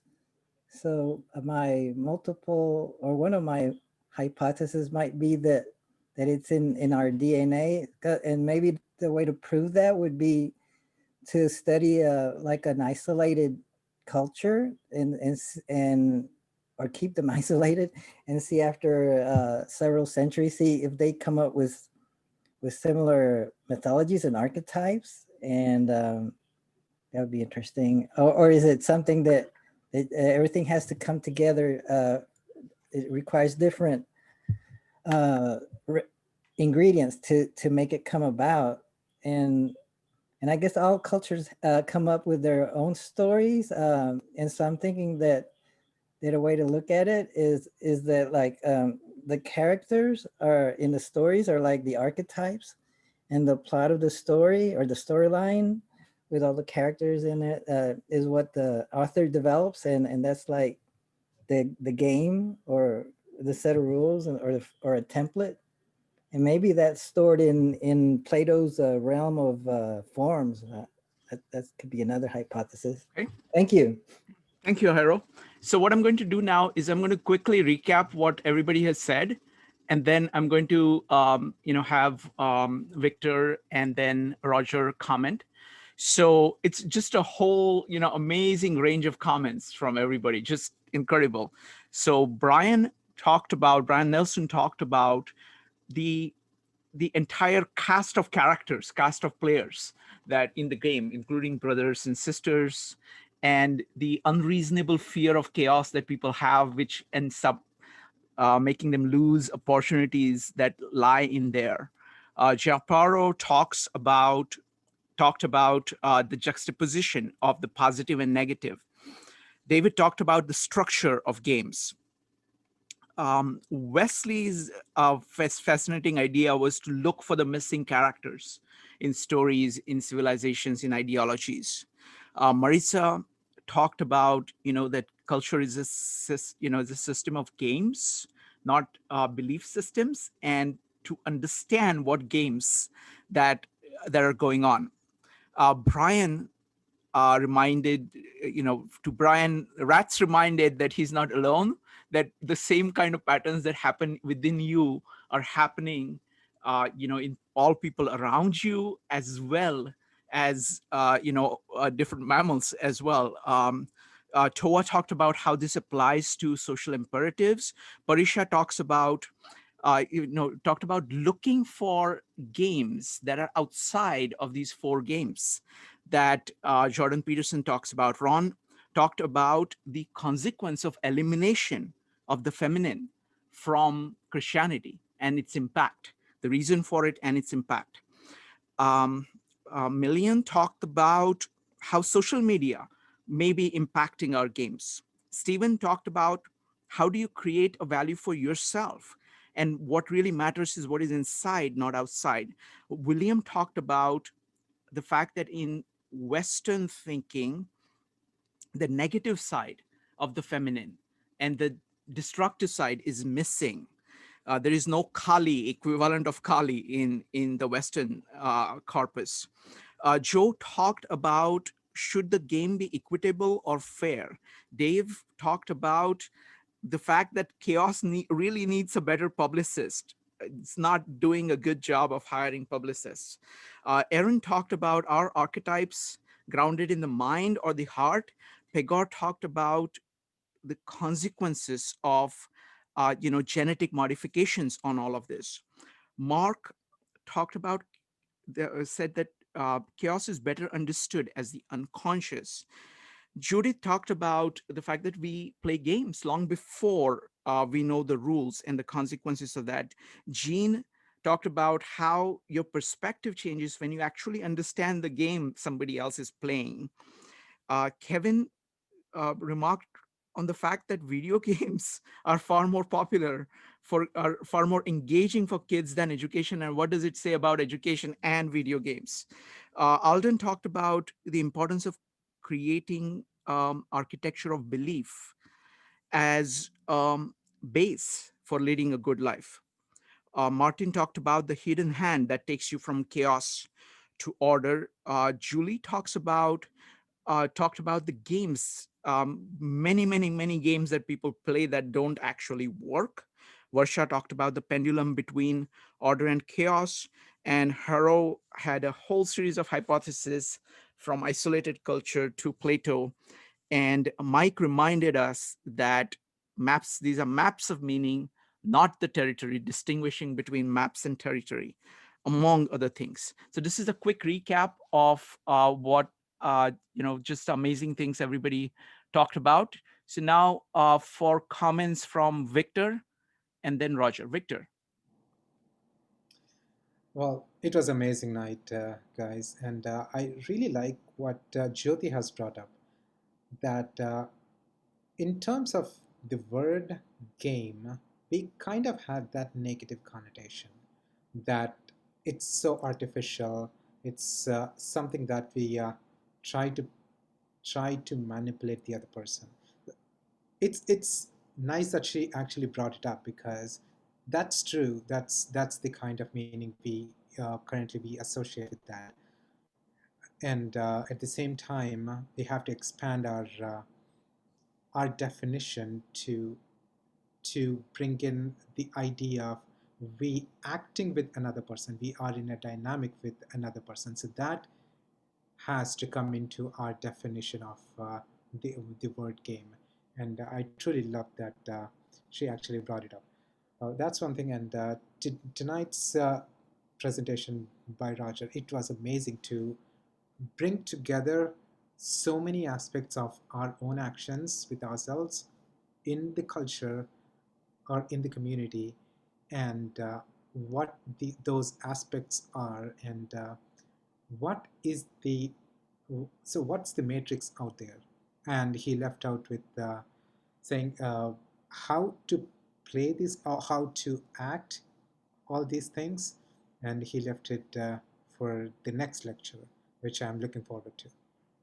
Wonderful. I think I forgot, I missed Bowden. Bowden, go ahead. Your takeaway. Yeah, I think what I found out, I enjoyed listening to the presentation. My conclusion is that you need the book. And we're running a grad school seminar for 4th or 5th year university. Everybody who comes to that seminar has done the reading. And knowing that, this is very, very exciting, but it's conceptually complicated. And not only that, it integrates a lot of conceptual material from different disciplines. So in order to participate, and I think people did a fairly good job not having done all that background reading in disciplines, you need to have a literature review, which is really, really very complicated and immense to be able to handle a proper academic discussion in this.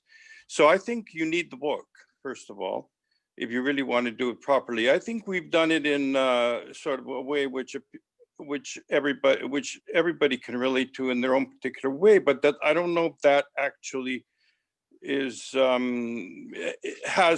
is informed by the literature and by the knowledge that is presented by Peterson. So we're dealing with very complex topics. I appreciate the fact of getting an introduction to this, but in order to do the job properly, because I've done graduate work and doctoral work and everything, you need to do you got to get the book in front of you, first of all, and you've got to study it, and you've got to diagram it, and you've got to be able to compare it with other literature. And then you have to react to it, and then you have to apply it. And so those are very complicated steps and sequences that I have gone through. So I think it's great for people to get involved, and I appreciate listening to everything, but I'm just saying that there's a system to all this academically. So that's just my contribution. Bowden, you've talked about the method, but can you tell me the result? What would you say? Given that you've done all this work, what is your summary of this book? Well, first of all, I haven't studied this material, but I know the methodology of study and learning, which is what I've talked about. And I think it's very good for people to get the book. That's my recommendation if they really want to know this. And some people are at different levels, and some have mastered it already. Because I can appreciate those comments, and I understand the ones who did. Okay, so I just want to respond to that. I just want to give you give folks my take on this. I think that human mind is accessible to everybody, and you need to be aware of yourself, and you need to read as much as possible, listen as much as possible, work very hard to put things together yourself. I think the academics are mostly, barking up the wrong tree because they put too much emphasis on forms. Ultimately, you have to be in contact with your own kind of self-awareness on one hand, and exposure to multiple fields, multiple books at the same time. And you have to try to put it together. It is not, so my approach and the approach of this meetup, Bowden, is very different from the academic approach. It's a very serious study. Also, we are interested in applying these ideas to our lives and making our life better. That's a very different kind of approach than the academic approach. So so there is a difference in methodology that we have. The academic one is a prerequisite. That's what I'm suggesting. No, I think, but you have to understand things before you apply them. That's all I'm saying. And we're talking about complicated literature reviews here. I think mostly, anyway, I strongly disagree with that. I think it's the other way around. But let me hand it over now to Roger. We can always go to coffee shops and talk about ourselves, but then we've got complicated material in front of us. It is, see, this is a very big issue. I mean, my favorite thing to do is to look at the base that I have is mostly the base that I recommend is to study all of the fields at the same time and try to come up with concepts across the field. So that's my approach, mostly through How to Read a Book by Mortimer Adler, and the reading of the great books and great ideas, things like that, which is not really academic. It is accessible to everybody. I think most of the academics has become a little bit of a kind of a monastery separating out from real life. And so I'm very skeptical of the academic approach. Let me say that much. Roger, you're next. Yeah, and just kind of to hop on to that discussion and the idea of that, I think this is why for Peterson, the points that he's making are actually, we're coming at it from the opposite side of what I think you may be coming at it from, because we're approaching it first and foremost we went through the 12 Rules for Life, which is very much a book for the general public, which was intended to basically be the key takeaways of the theory of maps of meaning. From there, we're now trying to work our way down slowly.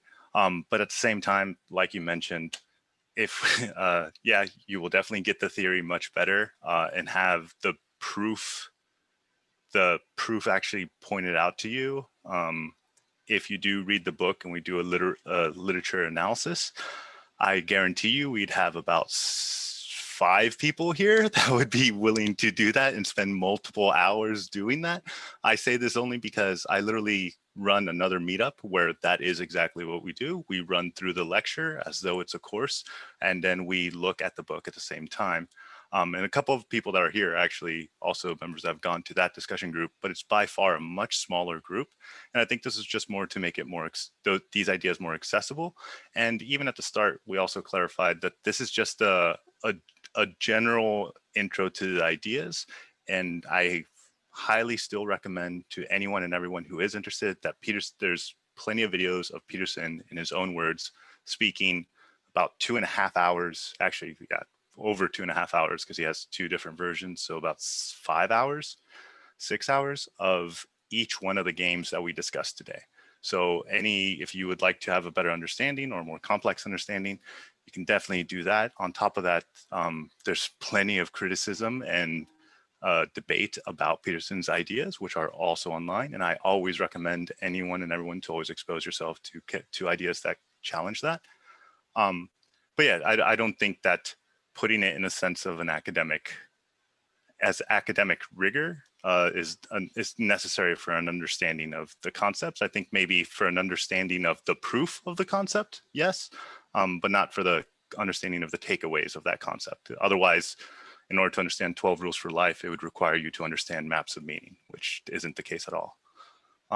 But as far as comments that were mentioned earlier on, there's a couple things. One of them was Wesley's comment, which I commented in the chat, but I thought was really great, was the missing characters and the idea that this meta narrative, which is what Peterson's kind of eventually building to, and the conclusion to this, the goal of maps of meaning is essentially to explain that as we conceptualize reality and we create narratives that then explain our reality, we should always be looking for every single one of those characters. And oftentimes ideologies, the reason they're so enticing and so gripping is because they give you half or part of the story. As Wesley mentioned with the environmentalist, it's a part of the story. So the part that they sell you is like, yeah, that's true. The world is dying. Jesus, yeah, we build, everything we build is just killing it. We're essentially a virus, right? There's the exclusion, however, of the other side of each one of those characters. Everything is singular and one-sided without any aspect of the opposite. You can see this, for example, with the Benevolent Father, which currently, I think for most of my generation, we don't really have much of an appreciation of just how much our society and culture has given us, and how much value we get from it, mostly because we don't have any exposure to the alternative. We don't have any exposure to just how bad things could really get if things did go out of hand. So there's, to some extent, that natural ignorance that pops up. I also just really quick wanted to say something about Kevin's point about video games being more popular than school. I think that's actually very true, to the point where the video game essentially allows you to play to be a hero in a life where it's much harder to become a hero in many economic situations, especially under current conditions, right? So like, would you rather, and I think Peterson says it, it's like, what's more like real life? Working 8 hours at McDonald's, or joining up with your friends in a tribe to go and kill some monsters out in the unknown? It's like, well, which one's more representative of what your platform is designed to do? And it's like, so of course, all the young people that are looking for that sensation of diving into the unknown, conquering it, and then coming back and getting all the rewards, even if they're virtual into the simulation, it's still offered to them in a platter. Roger, I want to follow up. When I read through everything that people have talked about, I mean, the core thing is the concept of chaos. I think Victor had made a brilliant point about the kind of the definition of chaos, because I think chaos, the connotation of chaos is negative in language, and I don't think that is right to use that a word with connotation, especially because all the positive also lies there. All the upside also lies there. A lot of the negative, a lot of the downside lies there, but a lot of the upside lies there. So what is the proper word for it? I mean, I was thinking kind of just unknown. I think Mark talked about unconscious. Unconscious, I want to extend it a little bit further because it includes both in existence and consciousness. So I think unknown, captures both kind of existence and consciousness. Unconscious would be part of kind of the unknown. And unknown doesn't have negative connotation. At the same time, it captures most of the aspects of it. What do you think about the words used there? And Victor, if you want to come in on this, I know you have amazing things to say about this. Roger, go ahead. Yeah, well, I would say from my understanding is that the negative connotation, it's not that the negative connotation shouldn't be there, but rather that it's both negative and positive, right? Whenever you meet anything whenever you encounter chaos, you have two reactions at the same time that are actually opposite in polarity. You have the psychological response of approach, the idea of whenever chaos appears, there's always a possibility that it could actually be good. So that's why you have your fight, flight, or freeze response, right? It's either freeze, where you don't know what the hell's going on, so you don't know what's going on. Fight, where you actually think you can take it on, or flight. But the idea of anytime any anomaly is detected, you will both become curious and scared. And depending on the context, both of those, but if it's completely novel, you pay attention to it, you're terrified, but also you can't look away from it. And if you don't die right away, then you're curious to see what you can do with it. You get close to it. And it's the idea of, I think that it's the idea of our ability to be able to map our surroundings better is a constant drive that we have. It's why we have curiosity. We have a constant drive to attain more information to then keep our maps of our surroundings as up to date as possible. And that we find that rewarding. Even when we make a plan and it goes exactly how we expected it, that's a rewarding experience for us. So I think it's more a matter of adding the positive aspect to chaos, but I think the chaos should also naturally have that negative connotation. I don't think that's necessarily a bad thing for it to have that. I thought the best thing, the thing that I really got most out of your slides was the description of the Dragon of Chaos, where you talk about it being the totality. Okay, so, and it's like almost the starting point. It's almost like equivalent of reality, everything that there is. And of course, everything that there is going to be a lot of things which are upside and downsides that you don't know. But I think that kind of idea of totality, or, even like at a psychological level, Carl Jung's idea of the self, which includes all of that. I think that's kind of that more maps onto what I think. Victor. I wanted to say something. Go ahead. Yeah, I think what you're saying is really interesting. I read this quote, I don't know if it's true or not, that in Chinese, the word for crisis is comprised of two characters, one which means danger and the other which means opportunity. Nice. So in a completely different culture, it seems to have both like positive and negative, like the yin and yang. It seems to be representing both of them in one word.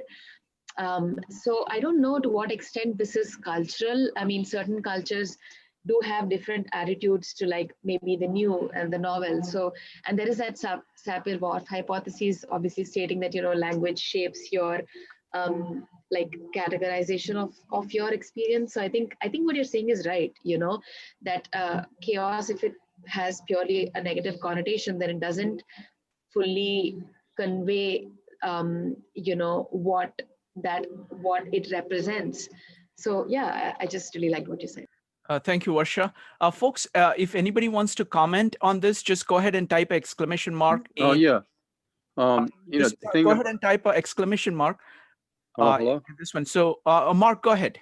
Yeah. So I just wanted to clarify my notion of chaos and unconscious. So I think that I don't believe there's such a thing as chaos.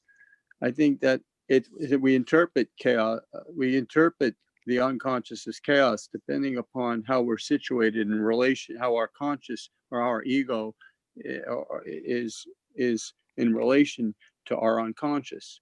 So when certain things occur that might not be pleasant or what have you, we'll say we're overcome by chaos, but really we just are not aware of what's going on. And that the whole idea is to become more integrated and become aware. So it's the chaos is just an interpretation of a state of awareness, and based upon duality and a differentiation of unconscious, conscious from unconscious, and that I don't believe that there's such a thing as chaos ultimately. Excellent point, Mark. Victor, did you want to say something? And then I will go to Brian and Joel.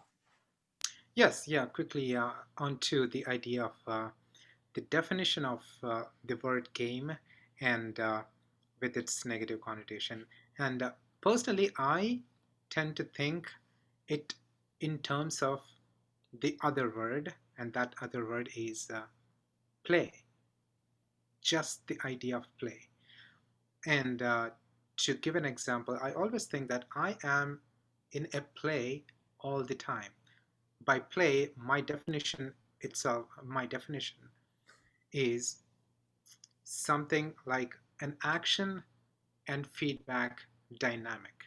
I'm always in that play.